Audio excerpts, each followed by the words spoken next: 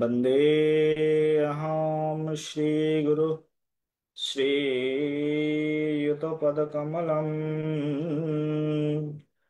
श्रीगुरान् वैष्णवांश्च श्रीरूपां सग्रोयतं सहगण रघुनाथं नितं तं सजीवाम् सादयितामसावधूतं पुरिजनसहितं कृष्णचैतन्यदेवं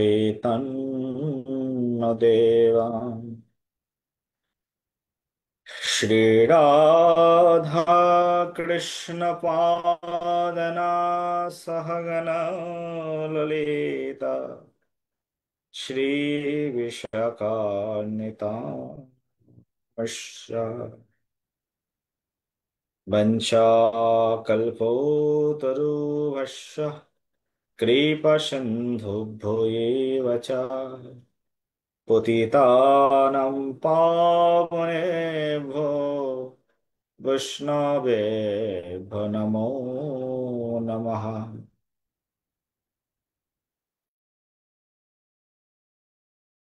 लीलामय विग्रहाय हेमावदिव्यस्य विसुन्दराय तस्मै महाप्रेमरसप्रदाय चैतन्यचन्द्राय नमो नमस्ते। तानन्दनमस्तभ्यं प्रेमानन्दप्रदायिने कलौ कल्मषोनाशय जन्नवापतये नमः। श्री अद्वैत नमस्तभ्यं कलिजना कृपानिधे गौरप्रेमप्रदानाय श्रीसीतापतये नमः। गदाधराहं वन्दे माधवचर्यनन्दनम् महाभावस्वरूपं श्रीचैतन्याभिन्नरूपिणम् श्रीवासपण्डितां गौराङ्गप्रियपारिषदम् यस्सु कृपालवेनोपि गौराङ्गे जयते। वन्दे श्रीकृष्णचैतन्यनितानन्दसहोदितौ गौरदे पुष्पवन्तौ चित्रौ शबदौ तमो मुदौ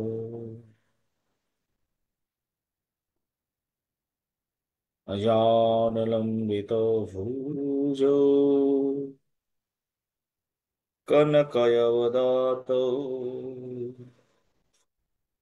सङ्कीर्तनायकापितारौ कमलायदक्षौ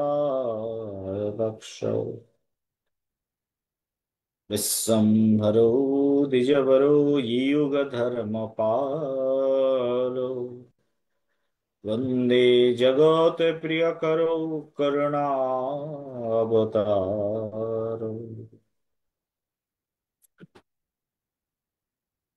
राय विनुबद्धो विनोदिने राधाधर सदा पानसलिने वनवामि राधामदसूरीं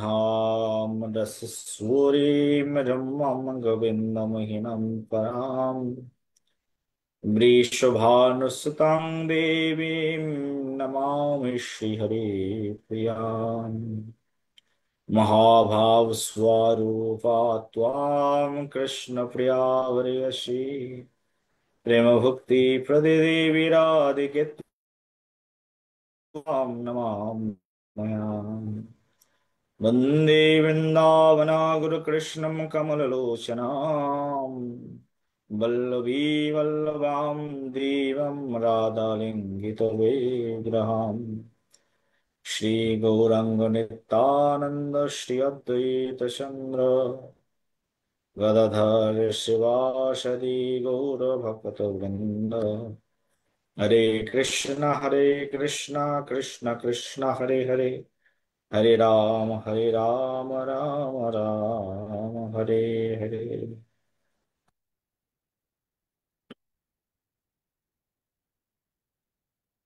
দিব্য অমৃতময় ভগবদ গীতার তত্ত্ব রসামৃত কথা আস্বাদন করছি আমরা। আজকে আমরা শিখবো 54 থেকে 72 নম্বর শ্লোক, স্থিতিপ্রজ্ঞের লক্ষণ। স্থিতিপ্রজ্ঞ ব্যক্তির লক্ষণ কি? আমরা আগে কি কি শিখেছি তাহলে? দ্বিতীয় অধ্যায়ের রূপরেখা একটু দেখে নি। 1 থেকে 10 দ্বিতীয় অধ্যায়ের 1 থেকে 10 নম্বর শ্লোক পর্যন্ত আত্মজ্ঞান লাভের জন্য আত্মসমর্পণ শিখেছি। 11 থেকে 30 নম্বর শ্লোক পর্যন্ত সাংখ্যযোগের বর্ণনা শিখেছি। 31 থেকে 38 শ্লোক পর্যন্ত ক্ষাত্র ধর্মের যুদ্ধের আবশ্যকতা শিখেছি। 39 থেকে 53 শ্লোক পর্যন্ত ক্ষত্রিয়ের কর্মযোগ শিখেছি।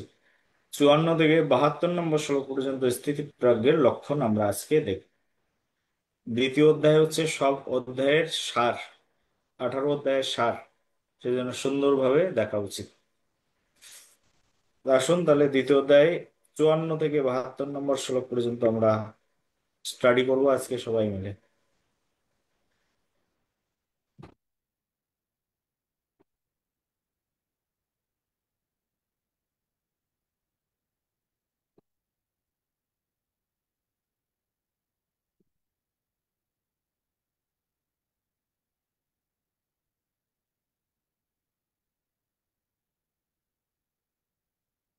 54 নম্বর শ্লোক, স্থিতিপ্রজ্ঞের লক্ষণ। অর্জুন বাচ। এত সময় ধরে ভগবান শ্রীকৃষ্ণ মোটিভেশন দেওয়ার পরে অর্জুন বলছেন এবার কি বলছেন? একজন পরিস্থিতি স্থিতপ্রজ্ঞ ব্যক্তির লক্ষণ কি সেটা আমরা আজকে জানতে পারবো এই শ্লোক থেকে। পড়ো একজন।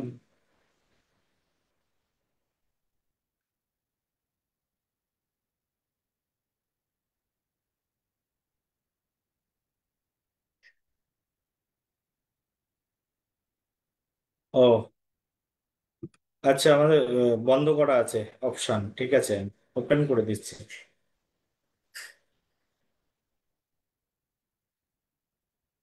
হ্যাঁ, এখন বলতে পারবে।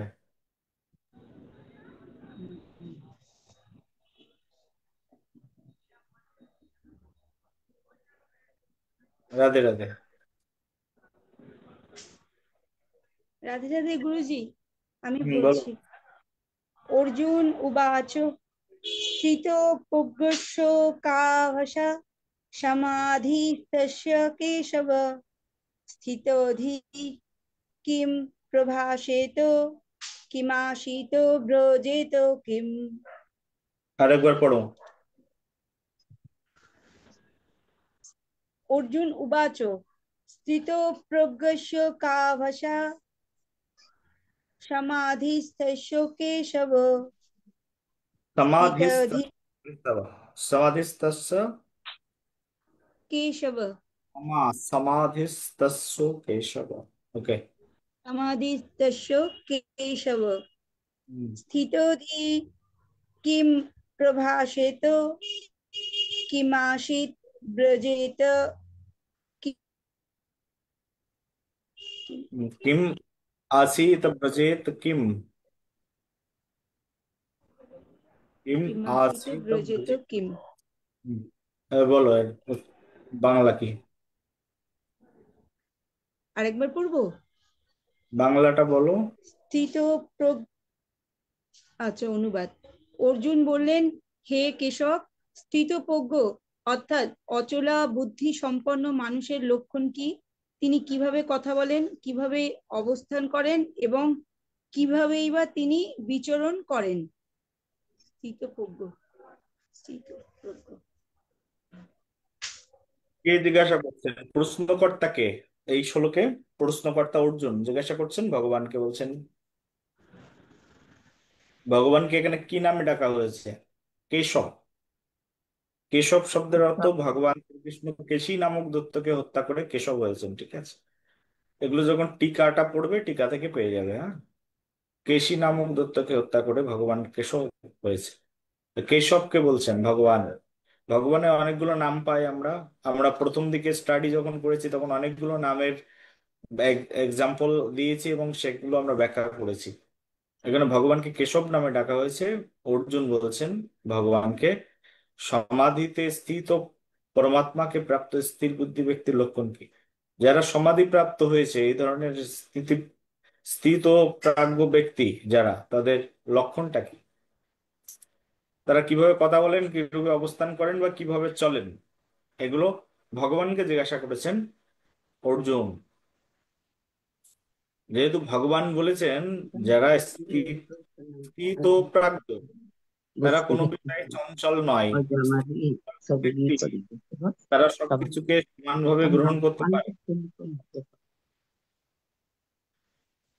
যারা এর এর ভিতরে কথা বলছে কে আবার? স্পিকার অন করা আছে কার?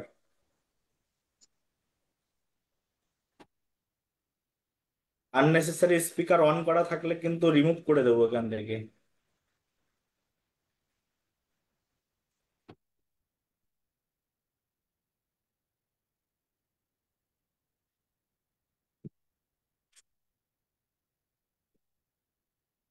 বলছে স্থিতধি কিম প্রভাসে। বলছে স্থিত প্রাজ্ঞ ব্যক্তি যারা, তাদেরকে কি কি করা উচিত বলছে? যারা স্থিত প্রাজ্ঞ, তাদের লক্ষণগুলো কি, সেই লক্ষণগুলো জানতে চেয়েছেন এখানে। তার উত্তর ভগবান শ্রীকৃষ্ণ দিয়েছেন। নতুন একজন পড়ো।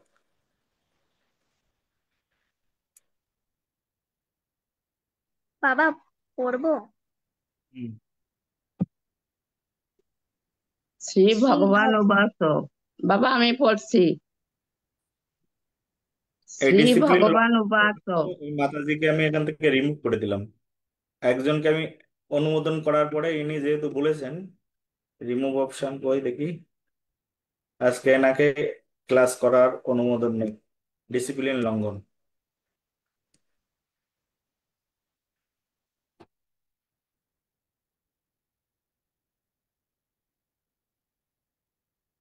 ওকে,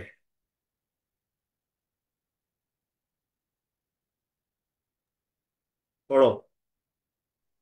श्रीभगवानुवाच হুম। प्रजहाति यदा कामान् सर्वान् पार्थमनुगतान् आत्मन्येव आत्मना तृष्टः स्थितप्रज्ञस्तदुच्यते। হুম।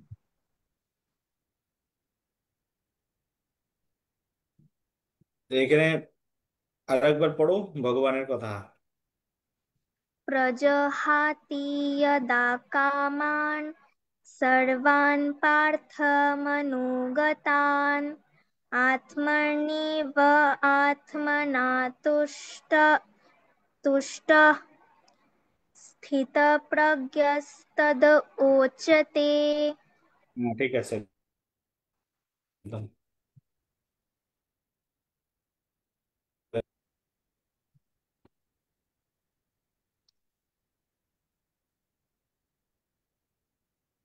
এবার পড়ো।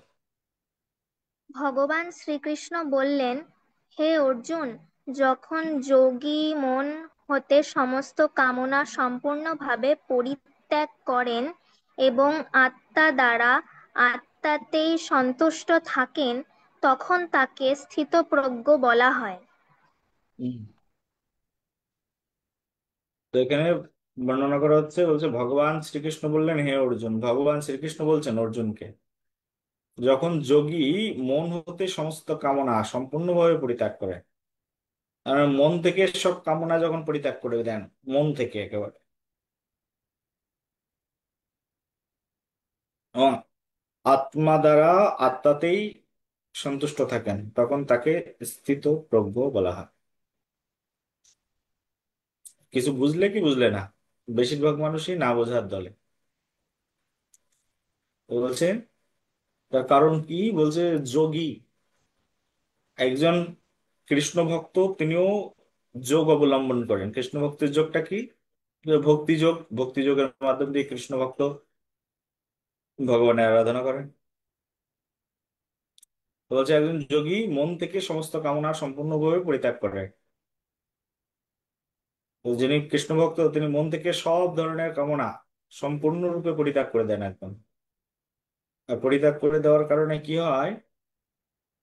তো আত্মার দ্বারাই তিনি সন্তুষ্ট থাকেন। কামনা বাসনা যদি না থাকে মানুষের, তার মানে আমার একটা বাড়ি নেই, তার জন্য দুঃখ নেই, কারণ কামনাও নেই। আমার বাড়ি তৈরি করতে হবে, এই বাসনাও নেই, তাহলে গাছতলায় থাকলেও তিনি সন্তুষ্ট, তাই না? এরকম বলছে আমার চাকরি বাকরির দরকার নেই, কামনা বাসনা নেই, চাকরি নেই, তাতে কি আছে, ভিক্ষা করে জীবনযাপন করবো। না হলে বলি ভালো বস্ত্রের প্রতি আকর্ষণ নেই, দিয়েছেন তাতে সন্তুষ্ট। এই ধরনের ব্যক্তি তারা আত্মাতেই সন্তুষ্ট থাকে। আমার কি আছে? বলে আমার কি আছে? তো আমার যে বস্তুটা আছে সেটা হচ্ছে আমি হচ্ছি আত্মা। আমি মনুষ্য শরীর পেয়েছি শুধু ভগবান শ্রীহরির সন্তুষ্টির জন্য। এটা বলে আত্মতুষ্টি। আমি আত্মা পেয়েছি, আমার আত্মা মনুষ্য শরীর পেয়েছে, তার এতেই সন্তুষ্ট। এটাকে বলে আত্মতুষ্টি। বলছে যাদের কোনো কামনা বাসনা নেই, মন সম্পূর্ণরূপে এইসব ত্যাগ করে ফেলেছেন, সব ধরনের বাসনা সম্পূর্ণরূপে ত্যাগ করে ফেলেছেন, বলছে সেই ব্যক্তি আত্মাতে তুষ্ট থাকে। আর এই ব্যক্তিকে স্থিতি প্রজ্ঞ বলা হয়, এক কথা। ঠিক আছে? বলি ভগবদ গীতায় ভগবান শ্রীকৃষ্ণ এই স্থিতপ্রজ্ঞ ব্যক্তির প্রশংসা করেছেন। তার মানে আমরা ভগবদ গীতা স্টাডি করছি মানে আমাদেরকে অল্পতে সন্তুষ্ট হওয়া শিখতে হবে এখন থেকে, হ্যাঁ? ভগবদ গীতা হচ্ছে আমাদের, ভগবদ গীতার শিক্ষার উদ্দেশ্য কি? আমাদের চরিত্র পরিবর্তন করে ফেলা, আমাদের জীবনকে পরিবর্তন করে ফেলার জন্যই ভগবদ গীতা শিখছি আমরা, আর কিচ্ছু নয়। ভগবদ গীতা সার্টিফিকেটের জন্য শিখছি না, একটা সার্টিফিকেট পাবো এর জন্য নয়। ভগবদ গীতা কেন শিখছি? তা আমাদের নিজেদের চরিত্র পরিবর্তন করবার জন্য।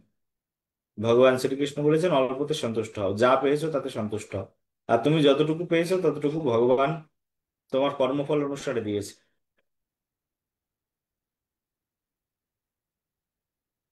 ভগবান আমার গায়ের রংটা পরিষ্কার করে দিলে না কেন?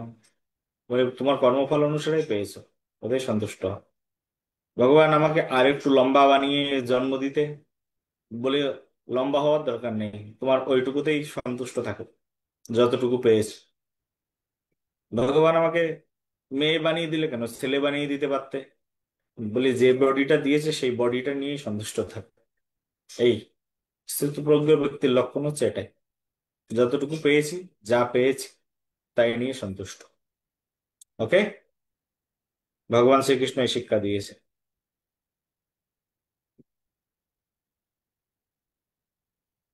নেক্সট শ্লোক। রাধে রাধে বাবা, আমি পড়বো। হুম। দুঃখেষু অনুদ্বিগ্ন মনঃ সুখেষু বিগতা স্ত্রিয়ঃ বিতরাগ ভয় ক্রধা স্থিত ধীর মুনির উচ্যতে। ঠিক আছে, আরেকবার পড়ো। দুঃখেষু অনুদ্বিগ্ন মনঃ সুখেষু বিগতা স্ত্রিয়ঃ বিতরাগায় ক্রধা স্থিত ধীর মুনির উচ্যতে। বাংলা বলি। হুম। দুঃখ দুঃখে অনুদ্বিগ্ন চিত্ত, সুখে স্পৃহাহীন এবং আসক্তি ভয় এবং ক্রোধ রহিত মুনিকেই স্থিতপ্রজ্ঞ বলা হয়। হুম। রাধে রাধে বাবা। তার মানে দুঃখ পেয়েছি তাতেও ঠিক আছে, ভগবান দিয়েছেন। সুখ দুঃখ আমাদের কর্মফল অনুসারে আসে, তাই না? তো দুঃখ পেয়েছি তাতে কি আছে? আর সুখ পেয়েছি তাতে বিশাল টইটম্বর করার দরকার নেই, ঢাক পেটানোর দরকার নেই। সুখ পেয়েছি তাতে কি আছে? ভয় ক্রোধ, ভয় ক্রোধ রহিত, ভয়ও নেই, ক্রোধও নেই, এই ধরনের মুনিকে স্থিত প্রজ্ঞ বলা হয়। একজন শ্রেষ্ঠ ব্যক্তিকে, তো বলছেন, এটা হচ্ছে আমাদের জীবনের শিক্ষার বিষয়। ভগবান শ্রীকৃষ্ণ অর্জুনের মাধ্যম দিয়ে আমাদেরকে শিখিয়েছেন তোমরা এগুলো করো। কি বলছে? দুঃখ পেয়েছো, কেউ তোমাকে খুব খারাপ কথা বলেছেন, তুমি নও খারাপ কিন্তু তোমাকে খারাপ বললো, তাতে তুমি দুঃখ পেয়েছো, অনড় থাকো, সহ্য সহ্য করো, ধৈর্য ধারণ করো। দেখবে কৃষ্ণ ভক্ত যারা হয় না, যারা গীতা পড়ে বিশেষ করে, তারা হাজার রকমের দুঃখ যন্ত্রণাকে সহ্য করবার ক্ষমতা রাখে, কারণ তারা গীতা পড়ে ফেলেছে, একবার জেনে গেছে, ভগবান শ্রীকৃষ্ণের মোটিভেশন জেনে গেছে। সেই জন্য দুঃখ পেলে সেটাকে সহ্য করতে হবে আমাদের, কারণ এটা কর্মফল জাত। এ জন্মের না হলে পূর্ব জন্মের কর্মফল জাত দুঃখটা। দুঃখ এসেছে ঠিক আছে, দারিদ্রতা আছে, মেনে নাও, বরণ করে নাও। কেউ তোমাকে বিনা কারণে বকা দিয়েছে, সিনিয়র বা তোমার বয়োজ্যেষ্ঠ, মেনে নাও, ভাববে এটা আমার কর্মফল ছিল। অনেক সময় হয় না এরকম, আমরা অনেক ভালো কাজ করলাম, বিনিময়ে সে বুঝতে পারলো না যার জন্য করলাম, সেই আমাকে অপবাদ দিয়ে দিল। ঠিক আছে, অপবাদটাও মেনে নাও। এই ধরনের দুঃখ দিয়ে ভগবান পরীক্ষা নেন ভক্তদেরকে। আর বিশেষ করে যারা কৃষ্ণ ভক্ত হয়, তাদের জীবনে দুঃখটা একটু বেশি আসে। আমরা যত কৃষ্ণ ভক্তের লাইফ হিস্ট্রি দেখি, রাধারানী কৃষ্ণের সবচেয়ে প্রিয় ভক্ত, কিন্তু সারা জীবন 100 বছর শুধু কেঁদেছেন। তার চোখের জলই তার জীবনের সবচেয়ে বড় সঙ্গী ছিল। বৃন্দাবনের সখীবৃন্দ গোপীবৃন্দরা তাদের জীবনের চোখের জলটাই তাদের জীবনের সবচেয়ে বড় সম্পদ, যদি কোনো সম্পদ থেকে থাকে। যারা ভগবানের ভক্ত, ভগবান তাদেরকে বেশি করে দুঃখ দেয়। কুন্তী মাতা ভগবান শ্রীকৃষ্ণের সবচেয়ে বড় ভক্ত ছিলেন, সারা জীবন দুঃখই পেয়েছে, এবং তার প্রার্থনায় তিনি এটাও প্রার্থনা করেছেন, হে ভগবান, যদি জীবনে আমাকে কিছু দান করতে চাও তাহলে দুঃখটাই দান করো।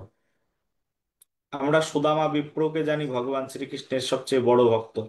সুদামা বিপ্র সারা জীবন দুঃখই পেয়েছেন, দারিদ্র সীমার নিচে রেখেছেন ভগবান শ্রীকৃষ্ণ তাকে। প্রহ্লাদ মহারাজ সারা জীবনটাই দুঃখ পেয়েছে, বাবার কাছ থেকে দুঃখ, প্রতিবেশীর কাছ থেকে দুঃখ, গুরুকুল থেকে দুঃখ, গুরু ভাইদের কাছ থেকে দুঃখ। ধ্রুব মহারাজ দুঃখ পেয়েই বনে গিয়ে সাধনা করে তপস্যায় সিদ্ধি লাভ করেছেন। এখন বলো কোন ভক্তের কথা বলবে যে ভক্তের জীবনে দুঃখ আসেনি? সেই জন্য ভগবানের যারা ভালো ভক্ত হয়, ভগবান যদি কাউকে স্পেশাল কৃপা করেন, স্পেশাল মার্সি ভগবান শ্রীকৃষ্ণের, এটা হচ্ছে দুঃখ। ভগবান যদি কাউকে বেশি করে ভালোবাসেন, কারোর প্রতি দৃষ্টিপাত করেন, তাহলে দুঃখ দিয়েই তাকে দৃষ্টিপাত করে। ঠিক আছে, সেই জন্য দুঃখটাকে কৃষ্ণ ভক্তদেরকে বরণ করে নিতে হবে। আমাদের জীবনে এরকম দুঃখ, কারোর স্বামী ভক্ত তো কারোর স্ত্রী ভক্ত নয়, স্ত্রী ভক্ত তো স্বামী ভক্ত নয়, বলে আমার স্বামীর জন্য আমি ভগবানকে ডাকতেও পারি না। বলি মেনে নাও এটা, কারণ ভগবান এটা তোমাকে দিয়েছেন প্রতিকূল অবস্থা, এর ভিতর থেকে তোমাকে ভজন করার জন্য। কারোর স্ত্রী অভক্ত, বলি আমি নিরামিষ খাবো, মাছ মাংস খাবো না, স্ত্রী বলে দেখ, তোমার সংসারই করবো না তুমি যদি এরকম করতে থাকো। আছে এরকম, দুঃখটাকে মেনে নিতে হবে আমাদের জীবনে। ভগবানের ভক্তি ভক্তি করি, গলায় তুলসী মালা পড়েছি, কপালে তিলক পরি, এর জন্য বাইরের মানুষ টিটকারি করে, ভণ্ড সাধু বলে, এটা বলে সেটা বলে।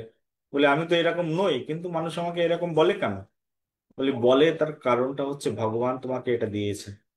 তুমি যদি মেনে নিতে পারো তাহলে তুমি তো স্থিতপ্রজ্ঞ, আর যদি মেনে না নিতে পারো তাহলে তুমি স্থিতপ্রজ্ঞ কিশোর কি করে হলো? এটাই আমাদের জীবনে মেনে নিতে হবে, ভগবান শ্রীকৃষ্ণ এই শিক্ষা দিয়েছে। বিভিন্ন পরিস্থিতিকে মেনে নিতে হবে। ক্রোধ, ক্রোধটাকেও সংবরণ করো, ভয়টাকেও সংবরণ। ভয় কিসের? জন্মেছি যখন মরতে হবে। আর মৃত্যুটা তো আমার দেহের হবে, আত্মার তো মৃত্যু হবে না, সেই জন্য ভয় পাওয়ারও দরকার নেই। ক্রোধ কিসের? কাম থেকে ক্রোধের জন্ম হয়। যদি কোনো কিছু চাইলাম, পেলাম না, তখনই ক্রোধ হয়। কামনাটা ছেড়ে দিতে হবে, তাহলে ক্রোধটাও বন্ধ হয়ে যাবে। আমি চেয়েছিলাম এটা, কিন্তু সেটা পেলাম না, তখনই রাগ হয়ে যাবে। তাহলে কামনা আস্তে আস্তে ছেড়ে দিতে হবে। কাম এসো ক্রোধ এসো রজগুণ আর সমুদ্র, ও রজগুণ থেকে এগুলো জন্ম নেয়। ঠিক আছে?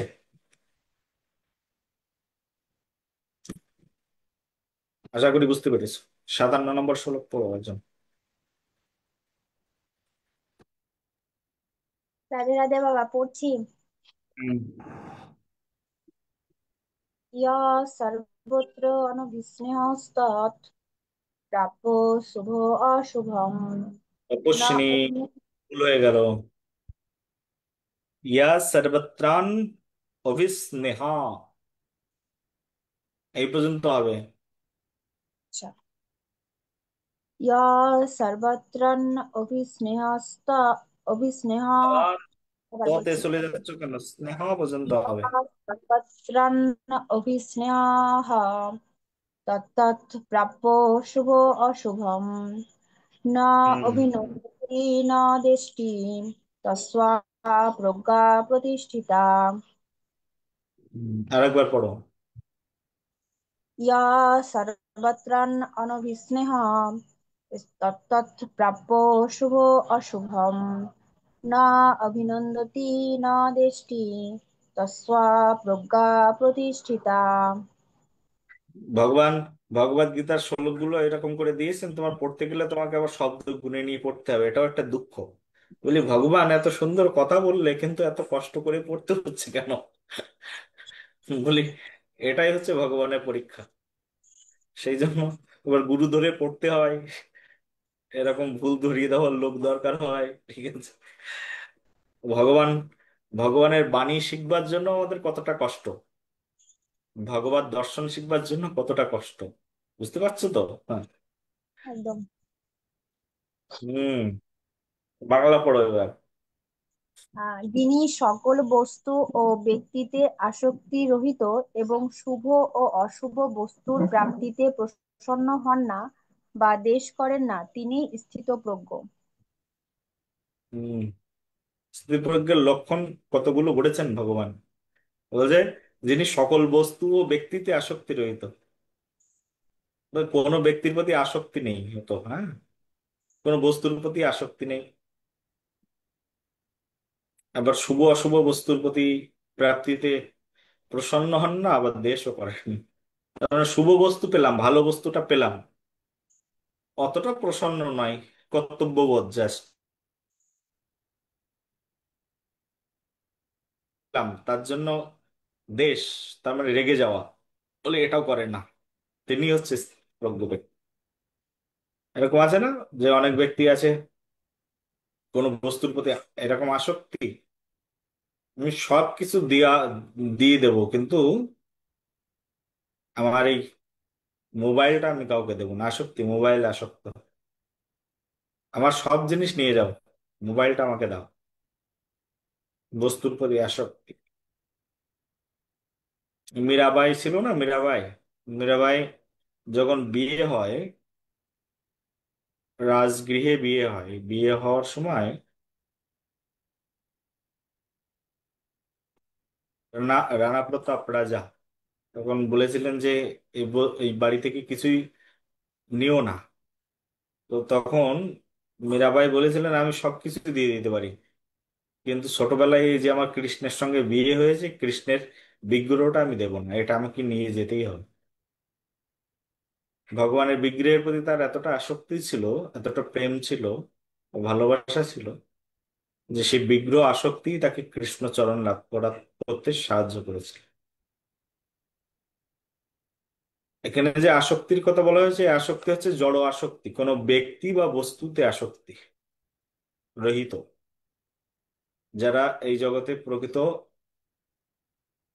স্থিতপ্রজ্ঞ, তারা কোনো ব্যক্তি বা বস্তুতে আসক্ত নয়, জাগতিক কোনো ব্যক্তি বস্তুতে। কিন্তু যদি তুমি এই আসক্তি বস্তুটা ত্যাগ করা যায় না, না ত্যাগ করে যদি আসক্তিটা আবার ভালো কাজে লাগানো যেতে পারে, আচার্যরা ব্যাখ্যা করেছেন, টিকায় বর্ণনা করেছেন যে আসক্তি ভালো কাজে লাগানো যেতে পারে। গান শুনতে আমার ভালো লাগে, কিন্তু গানটা যদি কৃষ্ণের গান শুনি, তাহলে আসক্তিটা কৃষ্ণচরণে লেগে গেল, সেবায় লেগে গেল, ওটা সেবায় পরিণত হয়ে গেল। গান শোনা বন্ধ করব না, কিন্তু কৃষ্ণের গান শুনবো। বলি মুভি দেখা বন্ধই করব না, সিনেমা দেখতেই থাকবো। ভগবানের সিনেমা দেখবো, রামায়ণ দেখবো, মহাভারত দেখবো, ভক্তিমূলক সিনেমা দেখবো, নাটক দেখবো, ফিল্ম দেখবো, সেটা আবার সেবায় লেগে গেল। আবার এইভাবে এই জগতে কোনো কিছু জাগতিক বস্তু তো, বলে আমার নিউজ পেপার পড়ার প্রতি আসক্তি, নিউজ পেপার পড়ার প্রতি আসক্তি। ঠিক আছে, নিউজ পেপার পড়া ছাড়বো না, কিন্তু নিউজ পেপার পড়বো না, বিনিময়ে প্রতিদিন গীতা পড়বো বা ভাগবত পড়বো। এই এইভাবে আমাদের যে জাগতিক বস্তুর প্রতি প্রীতি, এটা আমরা কৃষ্ণ সেবার প্রতি লাগিয়ে দিতে পারি। এইভাবে যদি আমরা কৃষ্ণ সেবার প্রতি আসক্ত হয়ে যাই, তাহলে আমাদের জীবন উদ্ধার হয়ে গেল। আর একইভাবে আমরা যদি কোনো জড় ব্যক্তি বা বস্তুতে আসক্ত হয়ে গেলাম, তাহলে আমাদের সবকিছু ধ্বংস হয়ে গেল, নরকে আমাদের গতি হয়ে যাবে। ঠিক আছে, তাই স্থিতপ্রজ্ঞ ব্যক্তির লক্ষণ হচ্ছে তারা এইগুলোর প্রতি আসক্ত হন, শুভ বস্তু অশুভ বস্তুর প্রতিও তাদের কোনো প্রীতিবোধ থাকে না। ঠিক আছে।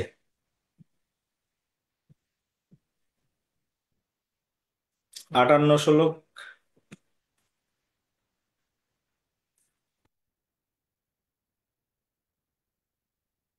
58 শ্লোক নতুন কেউ পড়াবে?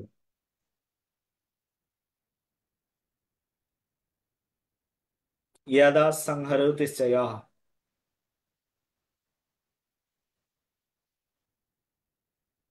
কে পড়বে? মানিকলাল সাহা। স্পিকার অন করুন। যদা সংহরতে চং কুর্ম যদা না ইয়াদা, অঙ্গ যদা না ইয়াদা। यदा संहरते च कुर्म अङ्गानि इव सर्वशः इन्द्रियाणि সর্বসহা, इन्द्रियार्थब् সর্বসহা। सर्वस्व হুম, তারপরে इन्द्रियाणि इन्द्रियार्थब् तस्य प्रज्ञा प्रतिष्ठिता এবার সুন্দর করে পড়ুন প্রথম থেকে। यदा संहरते च कुर्म अङ्गानि इव सर्वशः इन्द्रियाणि इन्द्रियार्थेभ्य तस्य प्रज्ञा प्रतिष्ठिता ঠিক। এই যে আপনি শব্দ ভেঙে নিতে পেরেছেন, তস্য, তস্যটা ভেঙে নিয়ে প্রজ্ঞার সঙ্গে যুক্ত করে দিয়েছেন, খুব সুন্দর। এবার তাহলে এর বাংলাটা কি হবে? কচ্ছপ যেমন নিজের অঙ্গ সকল সংকুচিত করে, এই পুরুষ যখন সকল দিক থেকে ইন্দ্রিয়গণকে ইন্দ্রিয়ের বিষয় হতে নিবৃত্ত করে, তখনই তার বুদ্ধি স্থির হয়। হুম, তো এখানে কচ্ছপের উদাহরণ দেওয়া হয়েছে। ঠিক আছে, বলছে কচ্ছপ যেমন আপন অঙ্গ সমূহ নিজের দেহের মধ্যে সংকুচিত করে নেয়, সংহরণ করে নেয়। কচ্ছপ যখন রাস্তা দিয়ে চলে বা বিপরীত পক্ষ যদি দেখে আমার বিপরীত দিক দিয়ে কেউ আসছে, যা আমার অনিষ্টের কারণ, সঙ্গে সঙ্গে কচ্ছপ কিন্তু তার মাথা, অঙ্গ প্রত্যঙ্গ সব ঢুকিয়ে নেয় তার দেহের মধ্যে। সেইরূপ যিনি ইন্দ্রিয়াদির বিষয় হতে ইন্দ্রিয়দের সর্ব এই ইন্দ্রিয়গুলোকে এইভাবে সংকুচিত করে নেন, তাকে স্থিতপ্রজ্ঞ ব্যক্তি বলে। বলছে কচ্ছপের মতো হওয়ার কথা বলা হয়েছে। কেমন? বলা হচ্ছে কচ্ছপ যখন দেখেন অবস্থা খারাপ, সঙ্গে সঙ্গে কিন্তু তার অঙ্গ প্রত্যঙ্গ গুলো দেহের মধ্যে ঢুকিয়ে রাখে। তেমনি ভাবে যারা ভগবানের ভক্ত, তারা কাম, ক্রোধ, লোভ, মোহ, মদ, মাৎসর্য সব রিপুগুলোকে পরিস্থিতি অনুসারে দেহের মধ্যে ঢুকিয়ে রাখেন। ঠিক আছে? আমাদের এই জগৎ সংসারে চলতে হবে, সকলের সঙ্গে চলতে হবে, কিন্তু সব ইন্দ্রিয়কে সবসময় ব্যবহার করা যাবে না। সংসারের মধ্যে আমাদেরকে বুঝে নিয়ে চলতে হবে। যদি কেউ একবার গীতা পড়ে নিয়েছে, তাহলে তিনি সবার সঙ্গে চলতে পারবেন, সবার সঙ্গে বলতে পারবেন, সবার সঙ্গে বসতে পারবেন। অনেক সময় দেখবেন যারা নতুন নতুন কৃষ্ণ ভক্ত হয় কিছু মানুষ, অনেক সময় দেখবে এরকম যে এই এদের বাড়ি যাবোই না। কেন যাবে না? বলে না, ওদের বাড়িতে গেলে আমার ভক্তি নষ্ট হয়ে যাবে। বলি এর এর পাশে বসা যাবে না, এর সঙ্গে এর পাশে বসলে স্পর্শ দোষ আমাকে আবদ্ধ করে দেবে। এই যে নতুন নতুন যারা ভক্ত হয়, তখন তাদের মাইন্ডে এরকম কাজ করে, কারণ তারা তো গীতা পড়েনি, নতুন ভক্ত হয়েছে। গীতা পড়ার পরে তখন তিনি বুঝতে পারেন যে তার ইন্দ্রিয়গুলোকে সে কিভাবে কন্ট্রোল করে নেবে, এবং সে তার প্রভাবে অন্যদেরকে প্রভাবিত করে ফেলে। ভগবদ গীতা অধ্যয়ন করার পরে একজন মানুষ যখন পুরোপুরি রূপে ভগবানের প্রতি শরণাগত হয়ে যায়, তখন সে ভগবদ গীতার আলোকে অন্যকে উদ্ভাসিত করে ফেলেন। তখন তিনি আর কাউকে ঘৃণা করেন না, তখন সবাইকে তিনি তার দলে নিয়ে আসতে পারেন। ঠিক আছে? তো বলছে পরিস্থিতি অনুসারে আমাদের প্রত্যেকটি অঙ্গ প্রত্যঙ্গকে, ইন্দ্রিয়গুলোকে ভক্তরা দমিয়ে রাখেন। আমাদের প্রত্যেকটা ইন্দ্রিয় অ্যাক্টিভ, কিন্তু একজন কৃষ্ণ ভক্ত কোনো ইন্দ্রিয়কেই কাজে লাগান না। পরিস্থিতি অনুসারে কচ্ছপের মতো তিনি তার ইন্দ্রিয়গুলোকে লুকিয়ে ফেলেন। লোভ এসেও যেন আসে না কৃষ্ণ ভক্তের জীবনে এরকম, ক্রোধ এসেও যেন আসে না, কাম কামনা বাসনা এসেও যেন আসে না, মোহ এসেও যেন আসে না, এরকম কৃষ্ণ ভক্তের জীবন। বলে আমাদেরকে এইভাবে তৈরি করতে হবে। এসেও আসছে না। ভগবান শ্রীকৃষ্ণ এই শিক্ষা আমাদেরকে দিয়েছেন। আমরা যতক্ষণ পর্যন্ত এই গীতার সঙ্গে যুক্ত থাকবো, ততক্ষণ আমাদের মন মানসিকতা এরকম উন্নত স্তরে থাকবে। আমাদের সেই জন্য প্রতিদিন এই গীতা শাস্ত্র অধ্যয়ন করলে আমরা আমাদের মনকে নিয়ন্ত্রণ করতে পারবো, ইন্দ্রিয়কে নিয়ন্ত্রণ করতে পারবো। পরের শ্লোক একজন। বলবো বাবা? রাধে রাধে। হুম। বিষয়া বিনিবরতন্তে নিরারুষোদেহিনা रसवर्जं रसो अपश्यस्य परं दृष्ट्वा निवर्तते। আরেকবার পড়ো। বিষয়া বিনিবরতন্তে নিরারুষ্যদেহিনা রসवर्जं। দেহিনহা, নিরাহারস্য দেহিনহা। ঠিক আছে? আচ্ছা, বলবো আবার? হুম। তারপর হ্যাঁ, প্রথম দিয়ে বলবো? হ্যাঁ বলো। বিষয়া বিনিবরতন্তে নিরারুষ্যদেহিনা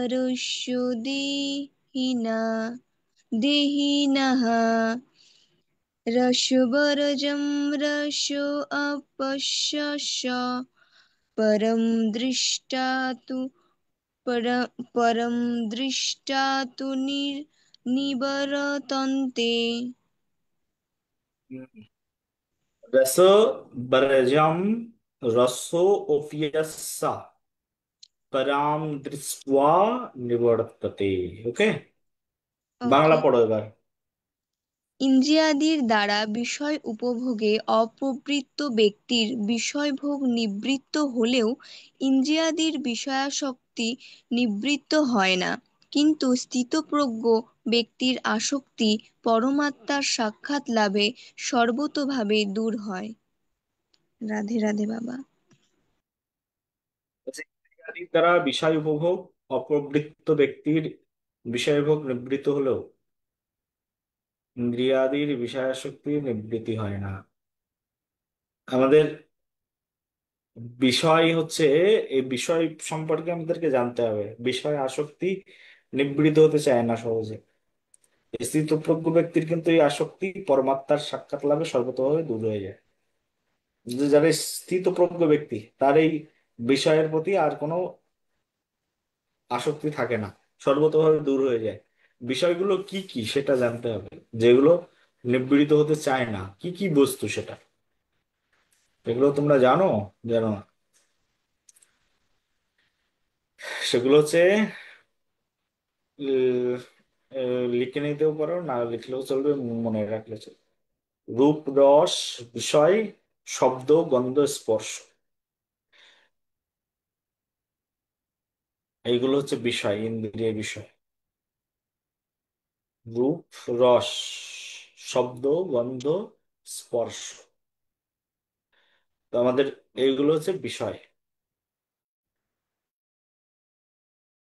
এই বিষয়গুলোর উপরে ধাবিত হয়। বলছে একবার যদি কেউ ভগবান শ্রীকৃষ্ণের এই কৃপা পেয়ে যায়, তাহলে তার আর এইদিকে মন ধাবিত হয় না। রূপের প্রতি আসক্তি, রসের প্রতি আসক্তি, গন্ধের প্রতি আসক্তি, রূপ, রস, গন্ধ, শব্দ, স্পর্শ, এগুলোর প্রতি আসক্তি দূর হয়ে যায় যদি কেউ একবার ভগবান শ্রীকৃষ্ণের সাক্ষাৎ দর্শন লাভ করে থাকে। ঠিক আছে?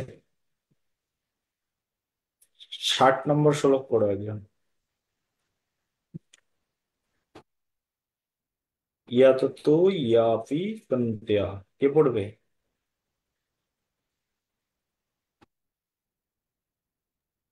তো আমি পড়বো। ইয়াতো ইয়াপি, হ্যাঁ, কে? পড়ো।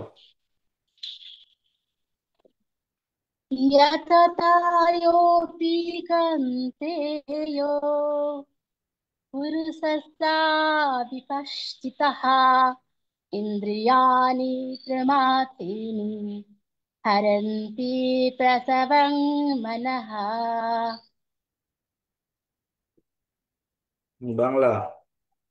হে অর্জুন, আসক্তি সর্বতোভাবে দূর না হলে চিত্ত আলোড়নকারী ইন্দ্রিয় সকল যত্নশীল বুদ্ধিমান ব্যক্তির মনকেও বলপূর্বক হরণ করে। যে আসক্তি সর্বতভাবে দূর না হলেও চিত্ত আলোড়নকারী ইন্দ্রিয় সকল যত্নশীল বুদ্ধিমান ব্যক্তির মনকেও বলপূর্বক হরণ করে। ভগবান শ্রীকৃষ্ণ এখানে 60 নম্বর শ্লোকে বলছে আমাদের যে আসক্তি, এই আসক্তি জড় আসক্তি যেগুলো আর কি, আর এর আগে যেটা শেখালাম, যে জড় আসক্তি সর্বতভাবে যদি দূর নাও হয়, তাহলেও চিত্ত আলোড়নকারী ইন্দ্রিয় সকল, ইন্দ্রিয়গুলো কি কি? যত্নশীল বুদ্ধিমান ব্যক্তির মনকেও বলপূর্বক হরণ করে নেয়। সেই জন্য ইন্দ্রিয়কে লাগাম দেওয়ার কথা ভাগবত মহাপুরাণে লেখা আছে। এবার ইন্দ্রিয়গুলো কি কি সেটা আমাদেরকে বুঝতে হবে। কি কি ইন্দ্রিয়? আমাদের 5টা বাক, কর্ম ইন্দ্রিয়, আর 5টা হচ্ছে জ্ঞান ইন্দ্রিয়। ঠিক আছে? কর্ম ইন্দ্রিয় কি কি মুখস্থ করে ফেলো। বাক, পানি, পাত, বায়ু, উপস্থ, কর্ম ইন্দ্রিয়। আর জ্ঞান ইন্দ্রিয় হচ্ছে চক্ষু, কর্ণ, ত্বক, জিহ্বা আর নাসিকা। ঠিক আছে? আর সব মুখস্থ রাখতে হয়, নাহলে এই গীতা ক্লাস হৃদয়ঙ্গম করা যাবে। ইন্দ্রিয় এখানে বলছে না, ইন্দ্রিয়গুলো, তো ইন্দ্রিয়গুলো কি কি? 5টা কর্মেন্দ্রিয় আর 5টা হচ্ছে জ্ঞানেন্দ্রিয়। কর্মেন্দ্রিয় বাক, পাত, পানি, বায়ু, উপস্থ। আর জ্ঞানেন্দ্রিয় চক্ষু, কর্ণ, ত্বক, জিহ্বা, নাসিকা। ঠিক আছে? বলছে এই ইন্দ্রিয়গুলো কি করবে তাহলে?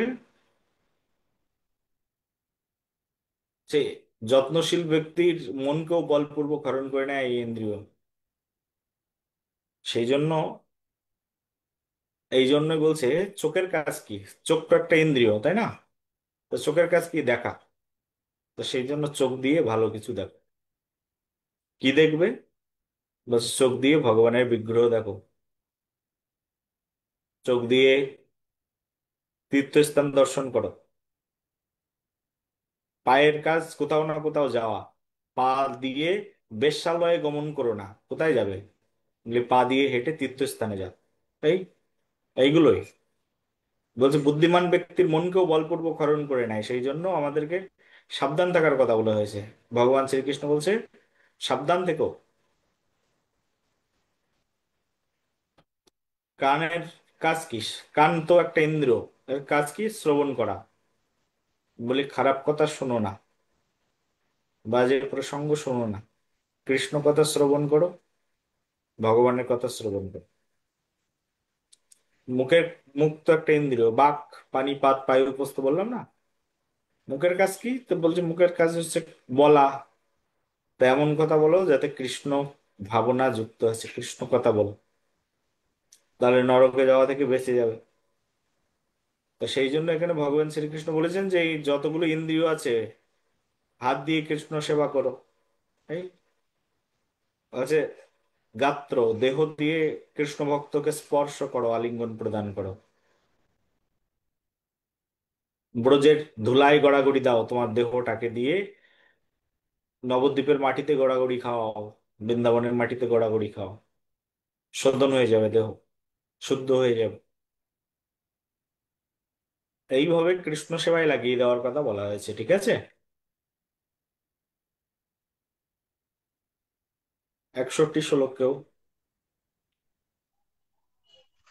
বাবা পড়বো?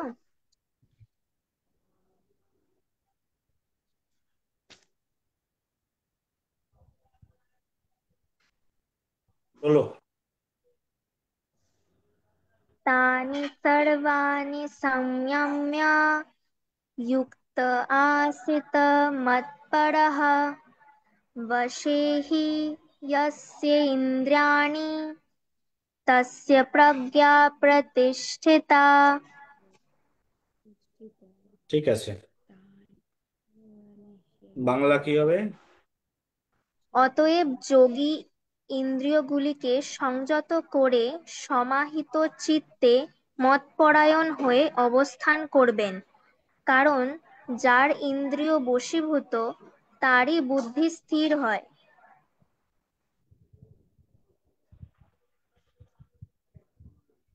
বলছে একজন যোগী কি করবে? তো বলে ইন্দ্রিয়গুলোকে সংযত করে সমাহিত চিত্তে মত পরায়ণ, মানে আমার আমার ভক্ত হয়ে অবস্থান গ্রহণ।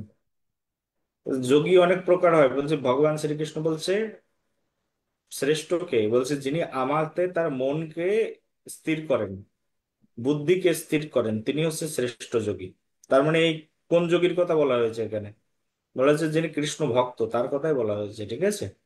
ঘুরিয়ে ফিরিয়ে কৃষ্ণ ভক্ত হওয়ার কথাই বলা হয়েছে এখানে। মত পরায়ণ হয়ে মানে কি? আমাগত প্রাণ হয়ে, আমার মতো হয়ে অবস্থান গ্রহণ করবে। ইন্দ্রিয় বশীভূত হয়ে তারই বুদ্ধি স্থির হয়। স্থির বুদ্ধি কাদের? বলছে আমার আমার প্রতি যারা মন সমর্পণ করে তাদের স্থির বুদ্ধি। ভগবানে মন সমর্পণ করা শিখতে হবে। ভগবানকে মন সমর্পণ করতে গেলে ভগবানের এই ভক্তিযোগ অনুশীলন করতে হবে, আমরা যেভাবে করি, যেভাবে আমরা শিক্ষা দিই ভক্তদেরকে। কদিন আগে আসলো জন্মাষ্টমী, আবার আসছে রাধা অষ্টমী। জন্মাষ্টমীতে সারাদিন না খেয়েছিলাম, আর না খেয়ে থেকে মনে করেছি আজকে কৃষ্ণের আবির্ভাব, আজকে কৃষ্ণের আবির্ভাব। যতবার পেটে খিদে লাগে ততবার মনে হয় ও আজ তো কৃষ্ণের আবির্ভাব, কৃষ্ণ কথা মনে পড়ে যায়। আবার আসছে রাধা অষ্টমী, রাধা অষ্টমীতে সারাদিন না খেয়ে থাকবো, যতবার পেটে টান পড়বে ততবার রাধা রাধা নাম উচ্চারণ হবে, ঠিক আছে? এগুলো হচ্ছে ভক্তি যোগ। আর এগুলোই আমাদের আচার্যরা, আমাদের তো সৌভাগ্য যে আমরা ভালো ভালো গুরুদেব পেয়েছি, তারা আমাদেরকে এগুলো শেখান, এগুলো পালন করবার জন্য আদেশ উপদেশ করে। আর এর মাধ্যম দিয়ে আমাদের বুদ্ধি স্থির হয়, ঠিক আছে? ইন্দ্রিয়গুলোকে ভগবান মতপরায়ণ, তার সেবায় দেওয়ার কথা এখানে বলেছেন 61 শ্লোকে। যারা গীতা পড়ে না তারা বুঝতেই পারে না এইসব কথা। এত সুন্দর কথা আছে, হ্যাঁ। 62 নম্বর শ্লোকে ভগবান কি বলছে দেখো তো, একজন পড়ো কেউ। রাধে রাধে গুরুজি। পড়ছি আমি। হ্যাঁ। হুম।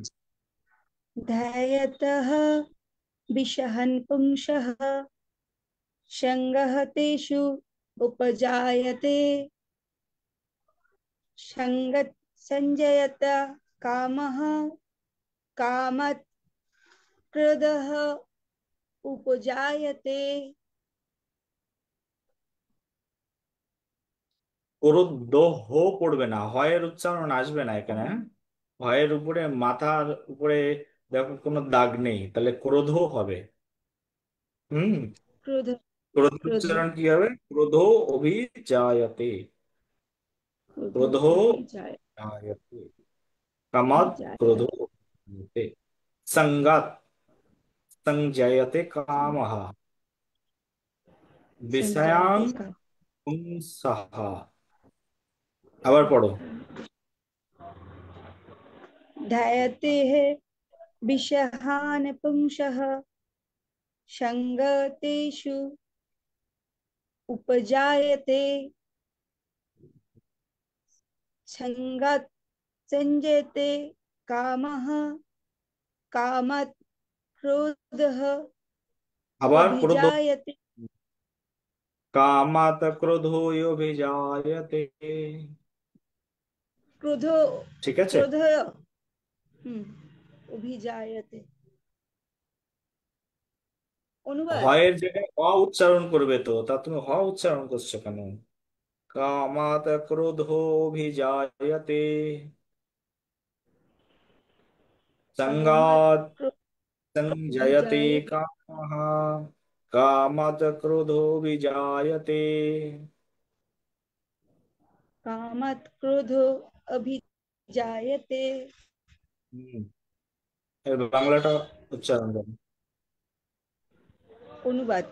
ইন্দ্রিয়ের বিষয়সমূহ সম্বন্ধে চিন্তা করতে করতে মানুষের তাতে আসক্তি জন্মায়, আসক্তি থেকে কাম উৎপন্ন হয় এবং কাম থেকে ক্রোধ উৎপন্ন হয়। বুঝলে?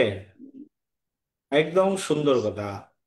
ভগবান শ্রীকৃষ্ণ বলছেন, এটা হচ্ছে একটা সূত্র। ভগবান বলছেন কিভাবে, বলছে বিষয় চিন্তা করতে করতে মানুষের ওই বিষয়ের আসক্তি জন্মে। বিষয়ের চিন্তা করতে করতে এই জগতের কোনো বিষয়কে চিন্তা করবে, জাগতিক কোনো বিষয়কে চিন্তা করবে, তার প্রতি আসক্তি জন্মাবে তোমার। বাড়ির বাড়ির আসক্তি জন্মাবে বাড়ির চিন্তা করলে, নারীর আসক্তি জন্মাবে নারীর চিন্তা করলে, পুরুষের আসক্তি জন্মাবে পুরুষের চিন্তা করলে, এরকম। এই বিষয় তো গেল। আর এখানে যে বিশেষ বিষয়ের কথা বলা হয়েছে, বলছে রূপ রস শব্দ গন্ধ স্পর্শ যা তো কোনো কিছু তুমি চিন্তা করলে, চিন্তা করলে তার প্রতি আসক্তি জন্মে যাবে। আর আসক্তি জন্মালে কি হবে? যে আসক্তি হতে তোমার কামনা উৎপন্ন হয়ে যাবে। তার মানে এটা আমার চাই চাই, ঠিক আছে। আর যখনই কামনায় বাধা পড়বে তখন ক্রোধের জন্ম হবে। একটু আগেই তো বললাম, যখনই কামনায় বাধা পড়বে, এটা আমার চাই চাই, যখন পাচ্ছি না তখনই ক্রোধের জন্ম হয়ে যাবে। পেলাম না মানে ক্রোধ। হুম, বাচ্চা তার মাকে বলছে, মা আমি গেম খেলবো, মোবাইলটা আমার চাই চাই। মা হাতের থেকে বাচ্চার কাছ থেকে মোবাইলটা নিয়ে নিয়েছে। বাচ্চা বলছে না, মা বলছে না না, মোবাইলে গেম খেলা যাবে না, তুমি এখন স্টাডি করো, বুকস স্টাডি করো। এবং বাচ্চা বলছে না না না মা, আমার চাই চাই। আর যখনই পাচ্ছে না তখন হয়ে গেল ক্রোধ। আর এমন ক্রোধ হয়ে গেল, বাড়িতে ছিল একটা কালার টিভি, সেটা ভেঙে দিল। এসি ফ্রিজ যা কিছু আছে হাতের মাথায় পেলো, দমাদম বাড়ি মেরে সব ভেঙে দিল। তাহলে ক্রোধ থেকে এটা হয়েছে, তাই না? ক্রোধটা কেন হলো? কারণ সে চেয়েছিল একটু মোবাইলে গেম খেলবে, খেলতে পারেনি বলেই ক্রোধ হলো। কামনা থেকে এবার ক্রোধের জন্ম হয়েছে। কামনা যখন পূর্ণ না হয় তখন ক্রোধের জন্ম হয়ে যায়। স্বামী স্ত্রীকে বলল, শোনো, আমাকে তাড়াতাড়ি ফটাফট 10 মিনিটের মধ্যে 1 কাপ গরম চা আমার মুখের সামনে ধরো, চাই চাই আমার চা। স্ত্রী কাজ করতে করতে ভুলে গেছে চা বানানোর কথা। সে অন্য কাজ করছিল, হয়তো বাচ্চার জন্য কোনো খাবার দাবার বানাচ্ছিল। স্বামী এসে বলছে, কই চা? বলছে, দাঁড়াও দাঁড়াও দাঁড়াও, 2 মিনিটের মধ্যে বানাচ্ছি। ওই যে বানানো হয়নি, স্বামী রেগে গিয়ে স্ত্রীর চুল ধরে দিয়ে দিল দমাদম। স্ত্রী বলল, দাঁড়াও, বোঝাচ্ছি মজা, এখন নারীরাও স্বাধীন, আমি এক্ষুনি গিয়ে তোমার নামে কেস দেবো, নারী নির্যাতন কেস। স্বামী চলে গেল জেলে, হয়ে গেল কাজ শেষ। পুরো রাধে রাধে। এইরকম। তো চেয়েছিলাম, এক্ষুনি চাই, কিন্তু এক্ষুনি দিল না, তার কারণে এসে গেল ক্রোধ। আর ক্রোধ থেকে একেবারে কোর্ট পর্যন্ত চলে যেতে গেল। ঠিক আছে, বিষয়টা হচ্ছে এরা। কাম যখন পূর্ণ না হয় তখন ক্রোধের জন্ম। ঠিক আছে।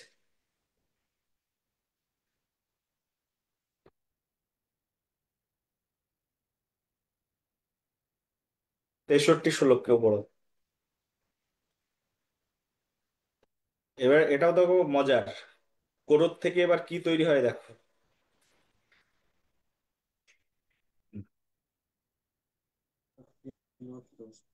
পড়বো বাবা।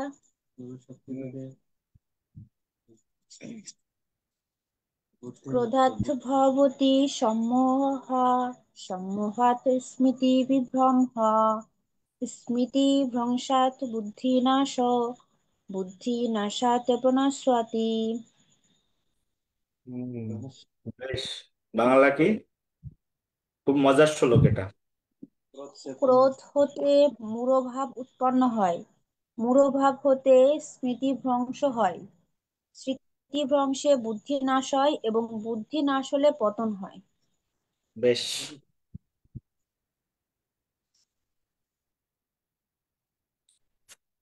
ক্রোধতে মূঢ়ভাব বা সম্মোহ বলা হয় এটাকে, হ্যাঁ। ক্রোধ থেকে সম্মোহ বা মূঢ়ভাব, যেটা তুমি ভালো বাংলায় বোঝো। ক্রোধ হতে সম্মোহ, ক্রোধ থেকে মোহ জন্মায় আর কি, সম্মোহ বা মূঢ়ভাব জন্মায়। আর মূঢ়ভাব থেকে কি হয় বলছে, স্মৃতি ভ্রংশ হয়ে যায়, তার স্মৃতি নষ্ট হয়ে যায়। স্মৃতিভ্রংশে বুদ্ধি নাশ, আর বুদ্ধি নাশ হলে পতন হয়ে যায়। বিশাল ব্যাপার। যে ক্রোধ এরকম জিনিস, বলছে কাম থেকে ক্রোধ হয়, তো ক্রোধ তো সিরিয়াস ব্যাপার। এবার ক্রোধ থেকে এবার মোহ জন্মায়। মোহ মানে কি? মনে করো, একটা সিম্পল এক্সাম্পল দিলে বুঝতে পারবে। একজন ব্যক্তি পকেটে টাকা নেই, বাজারে গিয়ে দেখছে এক ময়রা এমন গোলাপ জামুন বানাচ্ছে, গোলাপ জাম, যে সেটা খাওয়ার জন্য তার গন্ধ প্রথমে তার নাকে চলে এসেছে। আহ, গন্ধে মৌ মৌ করছে, না খেলে চলবেই না। তখন সে ময়রাকে বলছে, ভাই, আমাকে তো এখন একটু এই গোলাপ জাম যে বানাচ্ছ একটু খেতে দাও, আমি পরে টাকা দেবো। বলে, হবেই না, যতক্ষণ টাকা না দেবে ততক্ষণ দেবো না। বলে, আমার বাড়ি চেনো, ঘর চেনো, সবকিছু চেনো, তুমি টাকা না দিলে দিচ্ছ না। এই হয়ে গেল ক্রোধ। ক্রোধ থেকে আসলে এবার সম্মোহ। বলে, ও দেবে না যখন, আমি কোনো রকমে খাবোই খাবো।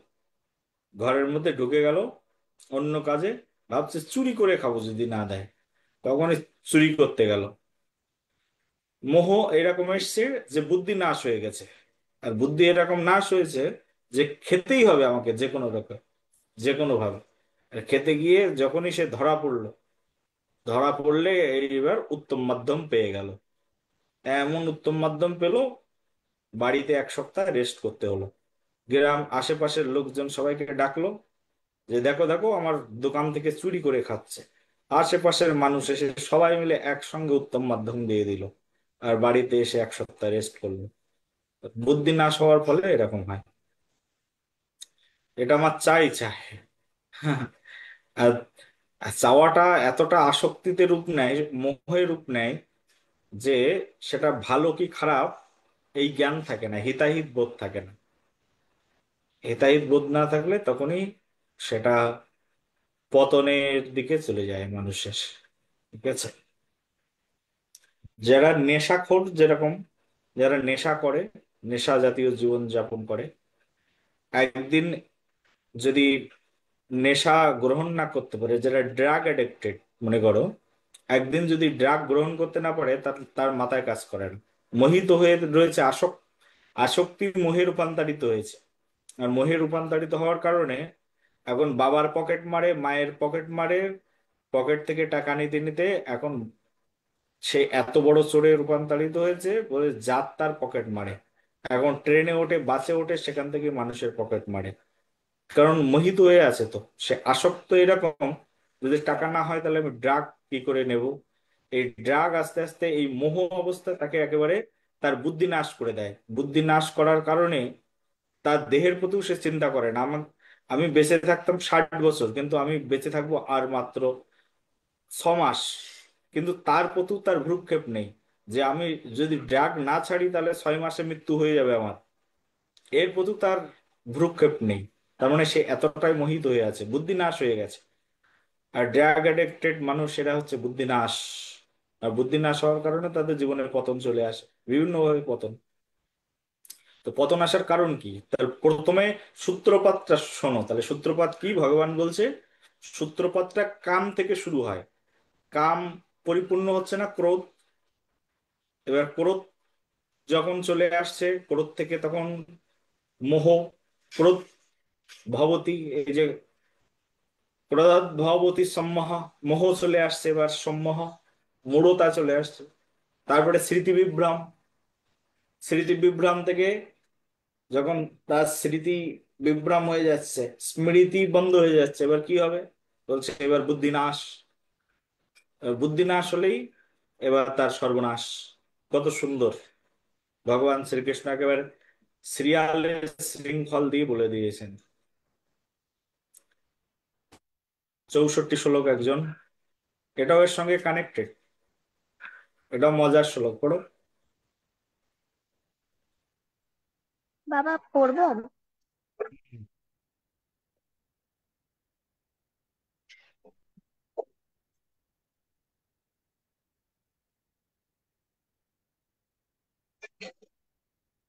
পড়ো। ও, रागद्वेषविमुक्तस्तु विषयानिन्द्रियश्चरन् आत्मवशर्विधेयत्मा प्रसादम् अधिगच्छति। ঠিক আছে, বাংলা। কিন্তু যিনি অন্তঃকরণকে বশীভূত করেছেন, তিনি অনুরাগ ও বিদ্বেষ বর্জিত, বশীভূত ইন্দ্রিয়াদি সহযোগে বিষয়সমূহে বিচরণ করেও অন্তঃকরণের প্রসন্নতা লাভ করেন। বলছে যিনি অন্তঃকরণকে বশীভূত করেছেন। অন্তঃকরণ, অন্তঃকরণকে যিনি বশীভূত করেছেন, তিনি অনুরাগ ও বিদ্বেষ বর্জিত, বশীভূত ইন্দ্রিয়াদি সহযোগে বিষয়সমূহ বিচারণ করেও অন্তঃকরণে প্রসন্নতা লাভ করেন। এই অন্তঃকরণে প্রসন্নতা, এই শব্দের অর্থ হচ্ছে ভগবানের ভক্তি বা ভগবানের কৃপা লাভ করেন। ঠিক আছে, এটার ভালো বাংলা বুঝে নাও, এটা হচ্ছে ভগবানের কৃপা লাভ করেন। অন্তঃকরণে বলা হচ্ছে না, অন্তঃকরণে প্রসন্নতা, তার মানে ভগবানের কৃপা লাভ করে। তাই কারা ভগবানের কৃপা লাভ করে, বলছে সংযত চিত্ত ব্যক্তি। বলছে প্রিয় অপ্রিয় বস্তুতে আসক্তি বর্জিত। বলছে প্রিয় অপ্রিয় বস্তুতে রাগ বিদ্বেষ এগুলো বর্জিত, অনুরাগ বিদ্বেষ বর্জিত, তারা ভগবানের কৃপা লাভ করতে পারে। ঠিক আছে, এই যে বিষয় আর ইন্দ্রিয় বলা হচ্ছে না, বিষয় ইন্দ্রিয়, এই বিষয় ইন্দ্রিয় থেকে যারা আত্মজ্ঞান বিস্মৃত, বলছে তারা ভগবানের কৃপা লাভ করতে পারে। এখানে বাংলাটা একটু কঠিন করে দেওয়া আছে, তো সহজ বাংলা হচ্ছে ভগবানের কৃপা তারাই লাভ করতে পারে যারা হচ্ছে রাগ বিদ্বেষ থেকে, রাগ বিদ্বেষ দুটোকেই যারা বর্জন করে ফেলেছে। ঠিক আছে, এক কথা। আর প্রিয় প্রিয় বস্তুতে যাদের সমান জ্ঞান, বলছে তারাই ভগবানের কৃপা বা ভগবানের প্রসন্নতা লাভ করতে পারে। ঠিক আছে না, বোঝা গেল? 65 নম্বর শ্লোক। রাধে রাধে বাবা, বলবো? হুম। प्रसादे सर्वदुःखशमनं हानिर्षोपजायते प्रसन्ना चेतसा यशु बुद्धिः परशवा तिष्ठति तिष्ठते। আরেকবার হয়ে গেল। পড়ো। আরেকবার পড়বো। হুম। प्रसादे सर्वदक्षिणम् हानिरस्योपजायते प्रसन्ना चेतसा ह्यशु बुद्धिः पर्यवतिष्ठते। পারিয়, বাংলা বলুন। পারিয় হবে উচ্চারণ, পর্যাবতিষ্ঠতে। বুদ্ধির উপরিয়া উপতিষ্ঠতে। হুম। এবার অন্ত অনুবাদ কর। অন্তঃকরণের প্রসন্নতার ফলে তার সমস্ত দুঃখ নাশ হয় এবং সেই প্রসন্ন চিত্ত কর্মযোগীর বুদ্ধি অচিরে সর্বদিক হতে নিবৃত্ত হয়ে পরমাত্মাতে স্থির হয়। অর্থের হুম। আছে। পরমাত্মাতে স্থির হয় কি বলছে? অন্তঃকরণে প্রসন্নতার ফলে তার সমস্ত দুঃখ নাশ হয়ে যায়। কারণ হৃদয় যদি কৃষ্ণ ভক্তির ফলে প্রসন্ন হয়ে যায়, এই প্রসাদে সর্বদুঃখানাম। প্রসাদ, কি প্রসাদ বলছে? কৃষ্ণ কৃপার প্রসাদে কি হয়? তার সব দুঃখ নাশ হয়ে যায় এবং সেই প্রসন্ন চিত্ত কর্মযোগীর বুদ্ধি অচিরে সর্বাধিক হইতে নিবৃত্ত হয়ে পরমাত্মাতে স্থির হয়ে যায় একদম পরমাত্মা। সেই জন্য ভগবানের কৃপার প্রতি আমাদেরকে প্রার্থনা করা উচিত। হ্যাঁ,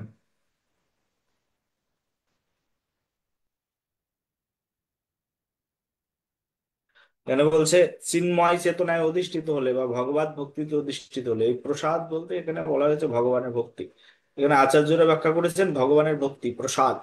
প্রসাদ শব্দটা তো ভক্তি থেকে আসে, সেই জন্য এখানে বিদ্যাভূষণজি টিকার মধ্যে বলেছেন যে প্রসাদ শব্দের অর্থ বলছে, প্রসাদ কি বলছে? কৃষ্ণ কৃপা বা কৃষ্ণ চেতনা। বলছে এই চেতনাই সর্বদুঃখ হরণ হয়ে যায়, আর তখনই সেই ব্যক্তি পরম আত্মাতে স্থির। এই প্রসাদ পাওয়ার জন্য আমাদেরকে চেষ্টা করতে হবে। এখন বলো তাহলে প্রসাদ কি করে পাবো?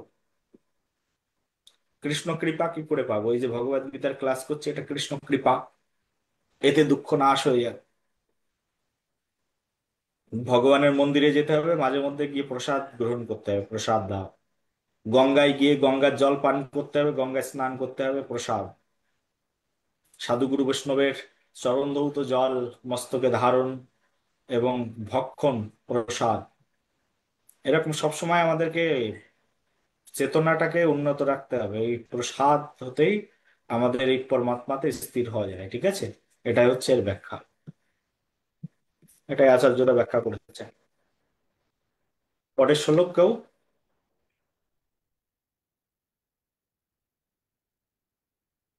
নতুন কেউ পড়বে নাকি? অনেকে আছে কেউ পড়তেই চায় না। হরিচরণ,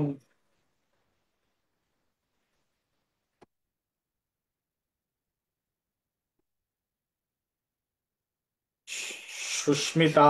রাধে রাধে। রাধে রাধে। হ্যাঁ, नस् नस्ति बुद्धिरयुक्तस्य न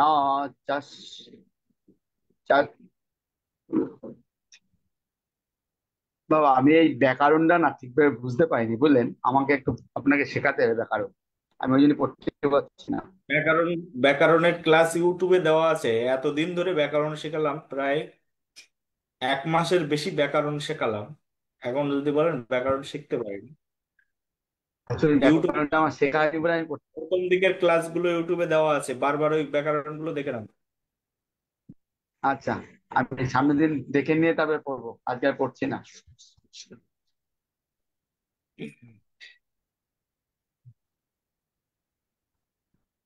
সুস্মিতা,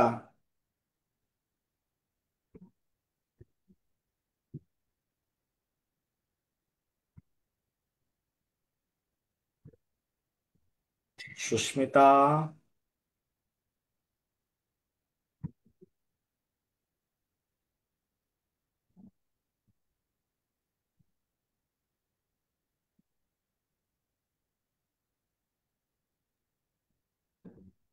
नास्तिर्बुद्धिर्युक्तस्य न च युक्तस्य भावना न च भावयतः शान्तिर्सन्तोषो कुतः सुखम्। नयस्ति বুদ্ধিরিয়ায়ুক্তস্য আয়ুক্তস্য, ঠিক আছে? বুদ্ধিরায়ুক্তস্য, এরকম উচ্চারণ হবে। নিয়স্তি বুদ্ধিরায়ুক্তস্য, ওকে। হুম। না চায়ুক্তস্য ভাবনা, ওকে। তারপরে দেখো, न च भावयातः न च भवयातः सन्ति, न च भवयातः सन्ति, ওকে। শান্তি পর্যন্ত করতে হবে। শান্তির এবার অসন্তস্য কুতঃ অসন্তস্য কুতঃ সুখম, পড়ো এবার। न शान्तिस्तो बुद्धिर्युक्तस्य न च युक्तस्य भावना न च भा न च भवयतः शान्तिर्सन्तोषो कुतः सुखम्। ঠিক আছে, এবার বাংলা পড়ো। যার মন এবং ইন্দ্রিয় নিজের বশে নেই তার নিশ্চয়ান্তিকা বুদ্ধি হয় না এবং সেই অযুক্ত ব্যক্তির অন্তঃকরণে ভগবৎ চিন্তা জাগে না, আত্মা চিন্তা বর্জিত।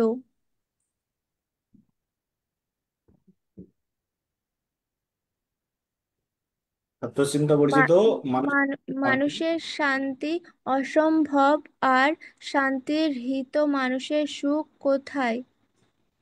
ঠিক বলছে, যার মন এবং ইন্দ্রিয় নিজের বশে নেই তার নিশ্চয়াত্মিকা বুদ্ধি হয় না। মন আর ইন্দ্রিয় বললাম না, এই 11টা ইন্দ্রিয় আছে, 10টা ইন্দ্রিয় আর মন দিয়ে 11টা। বাক পানি পাত বায়ু উপস্থ, চক্ষু কর্ণ জিহ্বা ত্বক নাসিকা, যার এগুলো বসে নেই আর মন বসে নেই তার নিশ্চয়াত্মিকা বুদ্ধি হয় না। তার মন এটা চাই সেটা চাই, এটা চাই ওটা চাই, ওটা চাই ওটা চাই, ওটা চাই ওটা চাই, এই নিশ্চয়াত্মিকা বুদ্ধি হয় না। সে অযুক্ত ব্যক্তি অন্তঃকরণে ভগবত চিন্তা জাগে না, ভগবানের সেবা করতে পারে না সে। আত্মচিন্তা বর্জিত মানুষের শান্তি অসম্ভব, শান্তি রহিত মানুষের সুখ কোথায়? আর তাদের শান্তি হয় না এই ধরনের মানুষের। মন যাদের কন্ট্রোলে নেই তাদের শান্তি কি করে হবে? বলে তাদের সুখ, তারা সুখই পায় না এই জগতে, সবকিছুতেই অসুখ। দেখবে মানুষ সব সময় বিছানায় শুয়ে থাকে, অসুখ। বলে মনের ভিতরে সুখ নেই তো অসুখ থাকবে না, তা কি হবে? মনটাকে আগে ঠিক রাখতে হবে, তাহলে অনেক মানুষ মন ঠিক আছে কিন্তু শারীরিক ভাবে অসুস্থ, কিন্তু মন যদি ঠিক থাকে তাহলে সে বিশাল বিশাল কাজ করে ফেলতে পারে। মনের জোরটাই হচ্ছে সবচেয়ে বড় জোর। কৃষ্ণ ভাবনায় মনকে লাগাতে হবে, হ্যাঁ, বুঝলে? পরে চলো 67 কেউ পড়ো।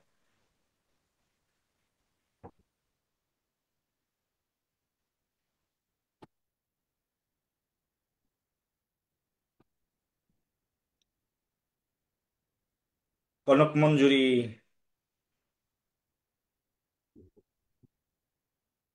কনক মঞ্জুরি, গৌরাঙ্গী,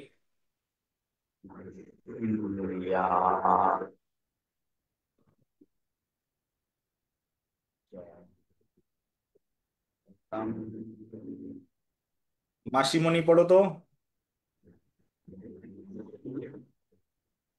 রাধে রাধে। বলছি, ইন্দ্রিয়াণাং হি চরতাং ইয়ন্মো ইয়ন্মনো অহনি অবিধীয়তে তদস্য হরতি প্রজ্ঞাং বায়ুর্নাবমি বাম্বসি।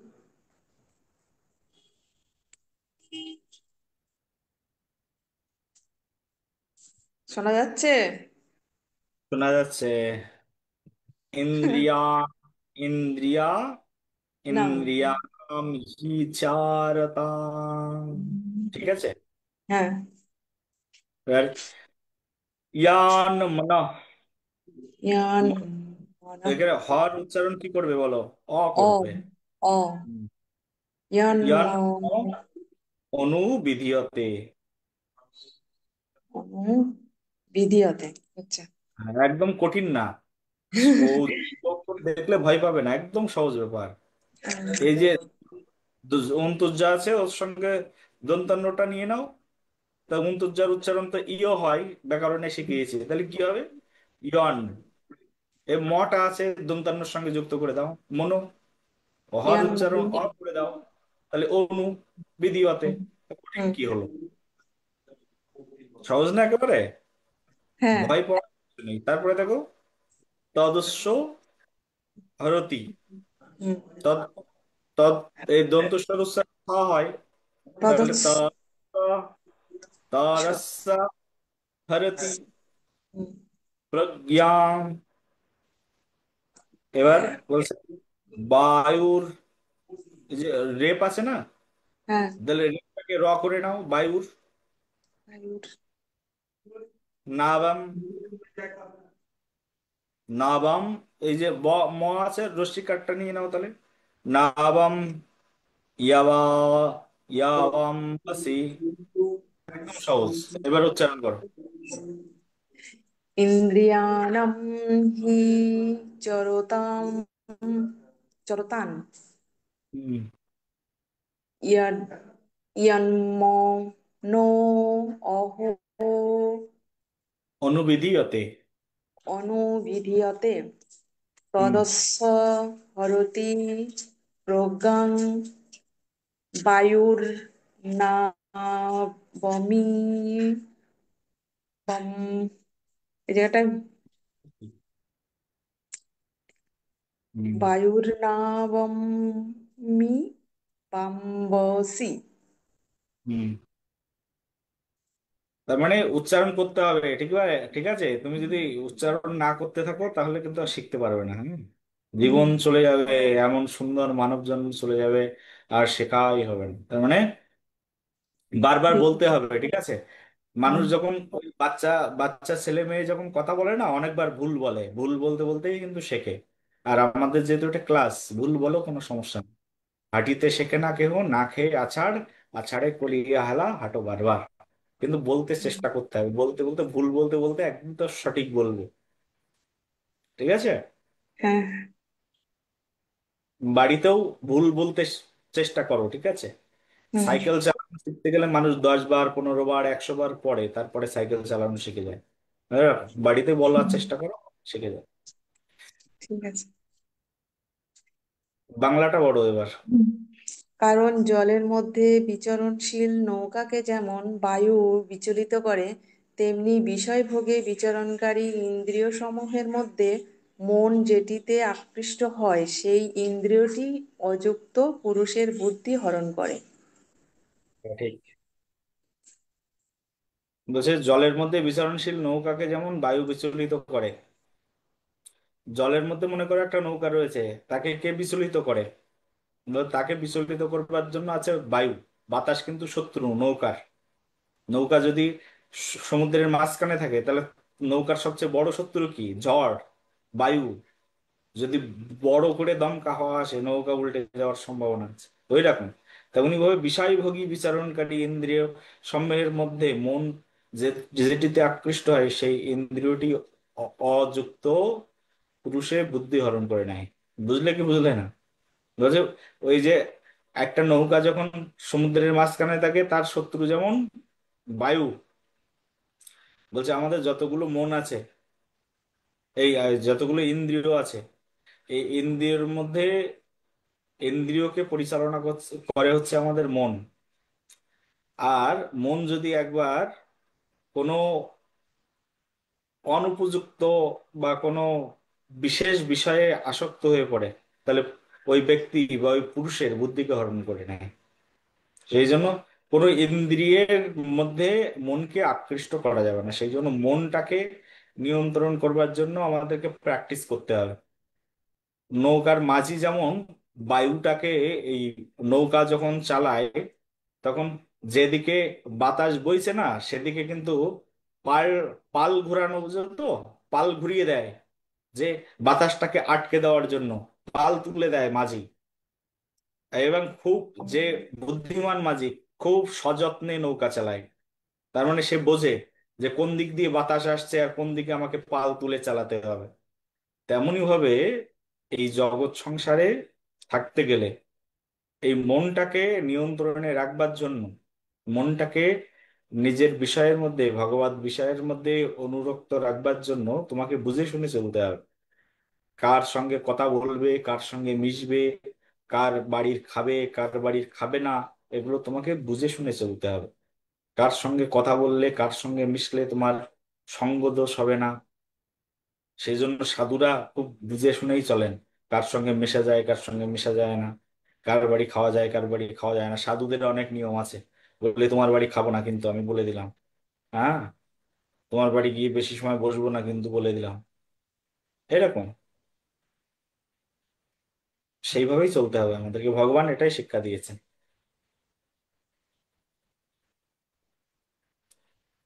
আর দুই তিনটে শ্লোক আছে, কেউ পড়ো একজন, 68 শ্লোক। আমি পড়ছি গুরুজি। হুম। তস্মাৎ ইয়শো মহাবাহো নিগৃহীতানি সর্বশঃ ইন্দ্রিয়াণি ইন্দ্রিয়ার্থেব তস্য প্রজ্ঞা প্রতিষ্ঠিতা। ঠিক আছে, ইন্দ্রিয়া বাংলা পড়ো। অতএব হে মহাবাহো, যার ইন্দ্রিয়গুলি ইন্দ্রিয়ের বিষয় থেকে সর্বপ্রকারে নিবৃত্ত হয়েছে তিনি স্থিতপ্রজ্ঞ। হুম। বলছেন যার বিষয় ইন্দ্রিয়গুলি ইন্দ্রিয়াদির বিষয় হতে সর্বপ্রকারে নিবৃত হয়েছেন, তার মানে ইন্দ্রিয়ের যেসব বিষয় সেই বিষয় থেকে বিষয়ে আবদ্ধ হয় না যার ইন্দ্রিয়গুলো, তিনি স্থিতপ্রজ্ঞ বলে জানবে। যেমন মনে করো ওই যে জলের মধ্যে পদ্ম ফুল ফুটে থাকে না, কিন্তু পদ্মের পাতা কিন্তু জলকে ধারণ করে রাখে না, ওই রকম বলছে সংসারের মধ্যে ডুবে থাকো কিন্তু সংসারকে গায়ে লাগিও না। ইন্দ্রিয়ের ইন্দ্রিয়গুলোকে অ্যাক্টিভ করা যাবে না, ইন্দ্রিয়গুলো সংসারের মধ্যে আছে কিন্তু বিষয় রস মাখা যাবে না। জলের মধ্যে থাকলেও যেমন পদ্মপত্রের গায়ে জল লাগে না, থাকেই না, লাগলেও বেশি সময়, তেমনি ভাবে মনকে ওই রকম রাখতে হবে। মন যদি তোমার স্ট্রং থাকে তাহলে ইন্দ্রিয়গুলো সব স্ট্রং হয়ে যাবে। সেই জন্য মনকে সবসময় কৃষ্ণ নাম, কৃষ্ণ গান, ভক্ত সঙ্গ এর ভিতরে রাখার চেষ্টা করার কথা ভগবান বলেছেন। ওকে, আসো তারপরে শ্লোক। ইয়া নিশা সর্বভূতানাং তস্যাম।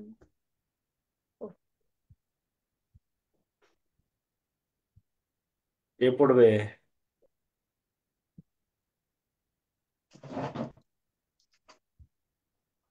নতুন কেউ আছে? রাধে রাধে রণজয়। বাবা, আমি পড়বো। হুম। রাধে রাধে বাবা, আমি পড়ছি। হুম। ইয়া নিশা সর্বভূতানাং তস্যাং জাগর্তি সংযমী সংযম, यस्यां जग সংয়ামী, संयमी সংযমী নাই, অন্তর্জার উচ্চারণ হবে ইয়া, সংয়ামী। संयमी হুম। संयमी सं यशं जागृति भूतानि सा निशा पश्यतो मुने মনে হয় আরেকবার। या निशा सर्वभूतानां तस्यां जागर्ति संयमी यस्यां जागृति भूतानि सा निशा पश्यतो मुनेः। ঠিক আছে, বাংলা।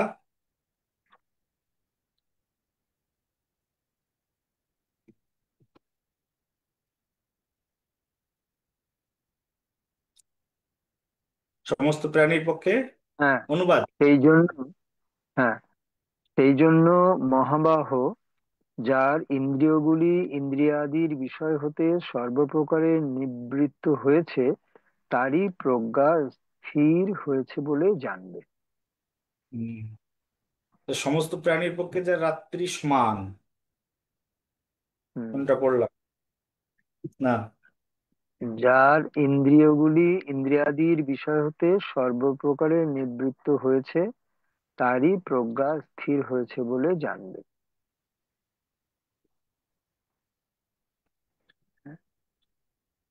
কোন শ্লোকের অনুবাদ না, পড়ছেন?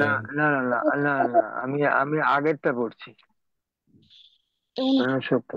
সমস্ত প্রাণীর পক্ষে যা রাত্রির সমান, নিত্য জ্ঞান স্বরূপ পরমানন্দে স্থিতপ্রজ্ঞ যোগী তাতে জাগ্রত থাকেন, এবং বিনাশশীল জাগতিক সুখ প্রাপ্তির আশায় সমস্ত প্রাণী যাতে জাগরিত থাকে, পরমাত্ম তত্ত্বজ্ঞানী মুনির কাছে তা রাত্রির সমান। হুম। সমস্ত প্রাণীর পক্ষে যা রাত্রির সমান, নিত্য জ্ঞান স্বরূপ পরমানন্দে স্থিতপ্রজ্ঞ যোগী তাতে জাগ্রত থাকেন, বিনাশশীল জাগতিক সুখ প্রাপ্তির আশায় সমস্ত প্রাণী যাতে জাগরিত থাকেন, পরমাত্ম পরম তত্ত্বজ্ঞানী মুনির কাছে তা রাত্রির সমান। কিছু বুঝলেন কি বুঝলেন না? একটু তো না আন্দাজ গুরুজি করছি, একবার একবার ব্যাখ্যা করে দিন। বলেন তো, কি আন্দাজ করলেন? সমস্ত জীবের পক্ষে যা রাত্রি স্বরূপ হুম। স্থিতপ্রজ্ঞ সেই রাত্রিতে জাগরিত থেকে আত্মবুদ্ধিনিষ্ঠ আনন্দকে সাক্ষাৎ অনুভব করেন। হ্যাঁ আর মানেটা। যখন সমস্ত জীবেরা জেগে থাকে, তখন তত্ত্বদর্শী মনির নিকট তা রাত্রি স্বরূপ। হুম। সেটা বোঝেন এবার কি প্র্যাকটিক্যাল আপনি জানেন। মানে তার মানে জীবের, এমনি সাধারণ জীব যেটাতে মগ্ন থাকে, যেটার বিষয়ে সবসময় ব্যতিব্যস্ত থাকে, হুম। স্থিতপ্রজ্ঞ ব্যক্তি সেটা থেকে বিরত থাকেন।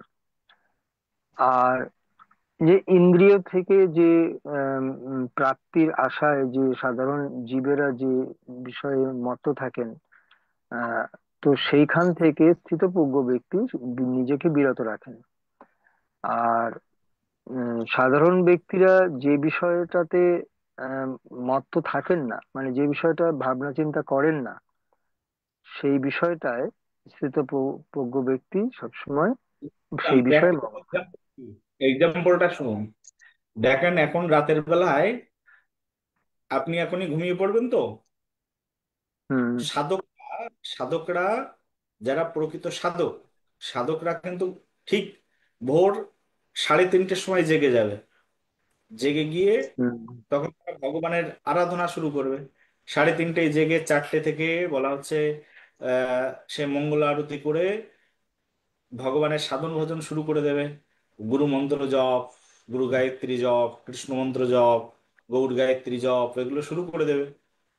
যখন মানুষ, আমাদের ভক্ত যারা আছে, তারা তো রাত, এই শীতকাল বলেন আর বর্ষাকাল বলেন, যে কোনো সময় তারা তো ভোরবেলায় ঘুম থেকে উঠে ভগবানের প্রার্থনা করে, হ্যাঁ কি না বলুন? হুম, আর যারা বাইরের জগতের কর্মী মানুষ, তাদের কাছে যদি বলা হয় তুমি 4টের সময় ঘুম থেকে ওঠো, তা তাদের কাছে মনে হবে যে সে মধ্যরাতে ঘুমিয়ে আছে। কারণ ঘুমাতেই তো যায় 1টা 2টোর দিকে, আর 4টে হুম, তাদের কাছে মধ্যরাত। যদি বলা হয় ব্রহ্ম মুহূর্তে তুমি ওঠো, ব্রহ্ম মুহূর্তে বাইরের জগতের মানুষ উঠতে পারে না, তাদের কাছে সেটা রাত্রির সমান। সাধুর কাছে যেটা হুম, দিন, বাইরের মানুষের কাছে কিন্তু তারা সেটা রাত। বলছে স্থিতিপ্রজ্ঞ ব্যক্তি যিনি, তিনি পরমানন্দে সেটাকে দিন উপভোগ করেন, আর বাইরের জাগতিক কর্মী মানুষ সেটাকে রাত উপভোগ করেন। এটাই হচ্ছে বিষয়। যেমন হুম, মনে করুন এই রাত, আপনি আপনি চোখে দেখতে পাচ্ছেন না, কিন্তু আপনার ঘরের কুকুরটা কিন্তু আপনার চেয়ে বেশি ভালো দেখতে পাচ্ছে, একেবারে উল্টো। হুম, তেমনি ভাবে এই যারা জাগতিক মানুষ, যারা বিষয়ে আবদ্ধ, তারা যেটাকে ভালো বলে মনে করে, সাধুরা সেটাকে খারাপ বলে মনে করে। মাছ মাংস খাওয়া, পেঁয়াজ রসুন খাওয়া, অবৈধ কাজ করা, মানুষের সম্পত্তি ফাঁকি দেওয়া, এগুলোকে বা কারোর কাছ থেকে চিটিং করে টাকা ইনকাম করা, বিল্ডিং এর পরে বিল্ডিং দেওয়া ইত্যাদিকে, বা প্রচুর টাকা পয়সা জমিয়ে রেখে মৃত্যুবরণ করা, এগুলোকে সাধারণ মানুষ মনে করে ভালো, কিন্তু সাধুরা এর উল্টোটা মনে করে। একজন সাধু তো বৃন্দাবনে যে দেখুন, বৃন্দাবনের রাধাকুণ্ডের পাড়ে যতগুলো সাধু আছে, তাদের যা যোগ্যতা আছে, তাদের যা জ্ঞান আছে, যা বুদ্ধিবৃত্তি আছে, বড় বড় ব্যাংকের অফিসার, বড় বড় পোস্টে চাকরি করতে পারতেন, বড় বড় রাজনৈতিক নেতা হতে পারতেন, অনেক বড় বক্তায় পরিণত হতে পারতেন, কিন্তু তারা সবকিছু ত্যাগ করে ছেঁড়া কাঁথা নাড়া মাথা, বুঝলেন? তারা দেখবেন হুম একেবারে বড় লম্বা লম্বা দাড়ি গোঁফ রেখে একেবারে একখানা কম্বল গায়ে দিয়ে চুপচাপ বসে বসে হরে কৃষ্ণ মহামন্ত্র জপ করছে। দেখলে মনে হবে যে কিছুই বোঝে না, নির্জ্ঞান, এর কোনো জ্ঞান নেই। কিন্তু যখনই কথা বলবেন তখন বুঝতে পারবেন তার জ্ঞান আছে কি নেই। এই জগতের সব জ্ঞান তাদের মধ্যে রয়েছে, কিন্তু এই জগতের কোনো ঐশ্বর্যের প্রতি তাদের মোহ নেই। তার মানে তাদের কাছে এটা ভালো। আপনার কাছে যে টাকা পয়সা, অর্থবিত্ত, গাড়ি বাড়ি, ব্যাংক ব্যালেন্স, এটাকে আপনি মনে করছেন ভালো, কিন্তু সাধুর কাছে এটা কিন্তু তার উল্টো। সাধুর কাছে এটা হচ্ছে রাত স্বরূপ। এটাই বোঝানো হয়েছে এখানে, ঠিক আছে? বলছে যিনি পরম তত্ত্বজ্ঞানী মুনির কাছে তা হচ্ছে রাত্রি সমান। মুনি ঋষিরা যখন ঘুমিয়ে পড়ে, অজ্ঞানী মানুষ তখন জেগে থাকে। অজ্ঞানী মানুষ যখন জেগে থাকে, মুনি ঋষিরা তখন ঘুমায়। এই হচ্ছে বিষয়। পার্থক্য হচ্ছে এটা, জাগতিক পার্থক্য। এটাই বুঝিয়েছেন হুম ভগবান এখানে। হুম এই জন্য দুর্যোধনের ঘটনা দিয়ে বোঝানো তো। তাহলে এখন দুর্যোধনের ঘটনা দিয়ে বুঝুন। দুর্যোধন মনে করছে যে দ্রৌপদীর বস্ত্র হরণ করব, এতে আমার সুখ। বস্ত্র হরণ করলো কি করলো না, দুর্যোধনরা করেছিলেন। হুম হুম তারপরে দুর্যোধন মনে করছে যে যুদ্ধ করে সব সম্পদ সম্পত্তি আমরা হাতিয়ে নেব, নিয়ে আমরাই ভোগ করব, এতে আমার সুখ। কিন্তু অর্জুন কি মনে করছেন? স্থিতিপ্রজ্ঞ এই অর্জুনের উক্তি থেকেই এসছে তো এগুলো। তো এখানে হুম অর্জুনের ভাবনাটা কি? অর্জুনের ভাবনা যে আমি রক্তমাখা রাজ্যে কি করব, আমি এই রাজ্য চাই না, আমি ভিক্ষা করে খাবো, কিন্তু এই রাজ্য ভোগ করতে চাই না। এই হচ্ছে কৃষ্ণ ভক্তের ভাবনা, বুঝলেন? যে এসব কিচ্ছু চায় না। 5টা গ্রাম চাই, তাও 5টা গ্রামও দিতে রাজি হয়নি পঞ্চ পাণ্ডবদের। বলছি তাও যদি না দেয় তাহলে ভিক্ষা করে খাবো, কিন্তু যুদ্ধ করব না। ভক্তের উদারতা, এটা হচ্ছে মহানুভবতা। কিন্তু এটা অভক্তরা বুঝবে, অভক্তদের কাছে, দুর্যোধনের কাছে এটা তার উল্টোটা। হম, এটাই হচ্ছে বিষয়, বুঝতে হবে এটা। ভগবদ গীতা পড়লে তার মন কোন দিকে যাবে, আর ভগবদ গীতা না পড়লে তার মন কোথায় যাবে, এবার বুঝুন। 30 টুক ছন্দ কে পড়বে? যে ভালো পড়তে পারো পড়ো একজন। বাবা আমি পড়বো। পড়ো। आपूर्यमाणम् अचला प्रतिष्ठम् समुद्रं मापः प्रविशन्ति यद्वत् तद्वत् कामायं प्रविशन्ति सर्वे स शान् स शान्तिमाप्नोति न कामकामी। হম, বাংলা পড়ো।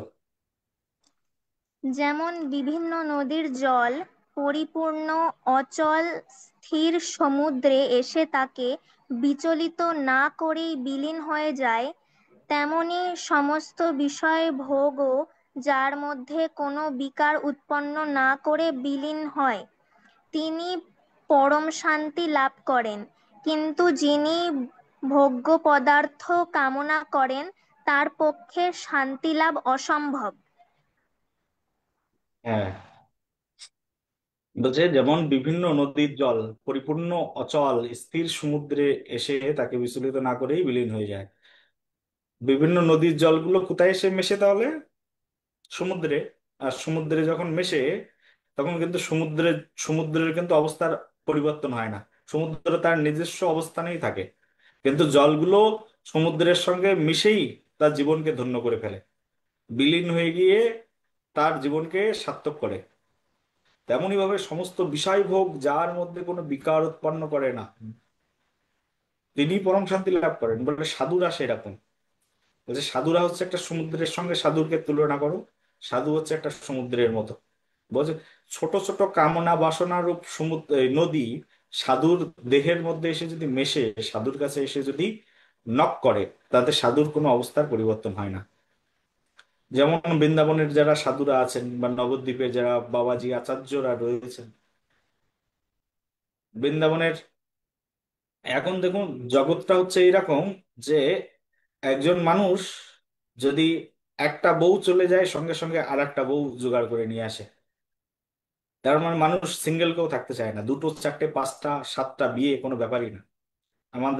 আমি এই বারাসাতে বসে আছি, বারাসাত কলকাতার মানুষের কাছে হ্যাঁ দুটো পাঁচটা সাতটা বিয়ে তাদের কাছে কোনো ম্যাটারই না। ঠিক আছে, লজ্জা শরম বলতে কোনো বিষয় এখন আর মানুষের মধ্যে নেই। এই আমার 5 নম্বর বিয়ে চলছে, কি আছে? বলিউড বা টলিউডের হিরোইন হিরোদেরকে দেখুন, দুটো পাঁচটা বিয়ে করে দিব্যি সেলিব্রিটি হয়ে চলাফেরা করছে, আর তাদের সঙ্গে সেলফি নেওয়ার জন্য হাজার হাজার লক্ষ লক্ষ মানুষ রাস্তায় দাঁড়িয়ে থাকে। জানে যে পাঁচটা বিয়ে হয়েছে, কোনো ব্যাপারই না। কি হয়েছে? শ্রাবন্তীর চারটে বিয়ে হয়েছে, তো কি হয়েছে? তাও সেলিব্রিটি, আমরা ছবি নেবো তার সঙ্গে, এইরকম ব্যাপার। আর সেখানে একজন সাধু বলে সারা জীবন বিয়ে না করে, ইন্দ্রিয় উপভোগ না করে, বৃন্দাবনের মতো জায়গায় একটা কম্বল গায়ে দিয়ে জীবনটা কাটিয়ে দিচ্ছে। বলছে প্রচুর কামনা বাসনা আসলেও তাদেরকে বিচলিত করতে পারেন।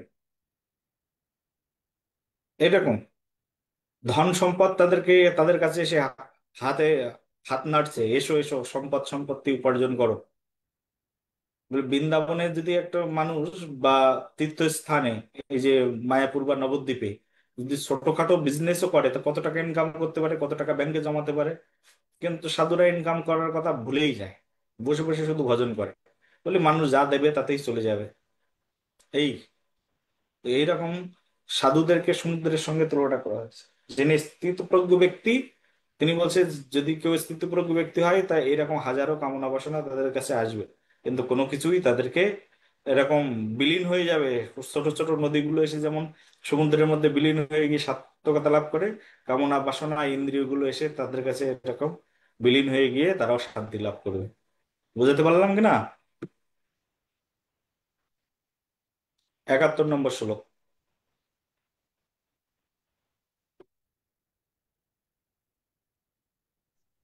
কেউ একজন ফার্স্ট, অনেক রাত হয়ে গেল পড়বো দাদা। না? হ্যাঁ পড়বো। হ্যাঁ হ্যাঁ হ্যাঁ। বিহায় কামানিয়াः सर्वन् পুমাংশ্চরতি নিঃশ্রেয়ः নির্মমনিরহংকারः স শান্তিম অধিগচ্ছতি। অধিগচ্ছ, ঠিক আছে। বাংলা কি হবে? যিনি যিনি সমস্ত কামনা পরিত্যাগ করে মমত্ব শূন্য ও অহং বর্জিত এবং নিষ্ক্রিয় হয়ে বিচরণ করেন, তিনি পরম শান্তি লাভ করেন, অর্থাৎ তার ঈশ্বর লাভ হয়েছে। ওকে। রাধে যিনি রাধে। সমস্ত কামনা পরিত্যাগ করে মমত্ব শূন্য, কামনা পরিত্যাগ করে মমত্ব শূন্য, অহং বর্জিত, অহংকার নেই, নিষ্ক্রিয় হয়ে, তার মানে কোনো স্পৃহা নেই, নিষ্ক্রিয় হয়ে বিচরণ করেন, তিনি পরম শান্তি লাভ করেন, তিনি ঈশ্বর, তারই লাভ হয়েছে। তার মানে এক কথায় অত বেশি মাখামাখি নেই যেসব ভক্তের, হ্যাঁ মাখামাখিটা কম। মাখামাখি বোঝো তো, তার মানে অত বেশি নেই আবার কমও নেই, মাখামাখি নেই, বোধহয় তারাই ঈশ্বরকে লাভ করতে পেরেছে। শেষ শ্লোক, 72, 72 শ্লোক। কে পড়বে?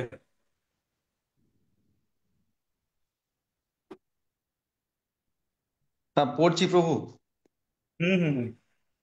এ এষা ব্রহ্মস্থিতি পার্থ নৈনাং প্রাপ্য বিবুহতি স্থি স্থিতাং সাম সামন্ত কালে পহি ব্রহ্ম নির্বাণ মৃচ্ছিতি। হ্যাঁ ঠিক আছে ডাক্তারবাবু, কিন্তু এখানে হ্যাঁ, একটুখানি আর একটু ধরে পড়তে হবে, হ্যাঁ। কেমন? যেমন মনে করুন হ্যাঁ হ্যাঁ হ্যাঁ। এষা আছে না, এষা, এষা ব্রাহ্মস্থিতি, ব্রহ্মী স্থিতি ব্রাহ্মস্থিতি, স্থিতি ব্রাহ্মস্থিতি পার্থ পর্যন্ত স্থিতি। থামতে হবে, ঠিক আছে। হ্যাঁ, এষা আচ্ছা। হুম, হুম। ব্রাহ্মস্থিতি পার্থ, এখানে থামতে হবে। স্থিতি পার্থ। হ্যাঁ, এইবার তারপরের থেকে আচ্ছা। শুরু করতে হবে। এবার নৈনাং প্রাপ্য বিমুক্তি। বিমুহ হ্যাঁ, বিমুহ্যতি, এবার তারপরে আসলেন।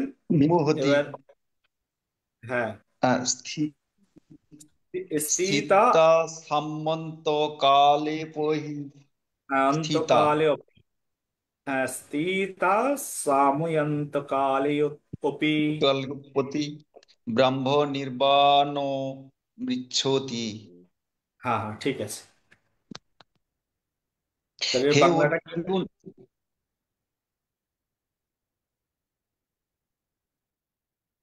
হ্যাঁ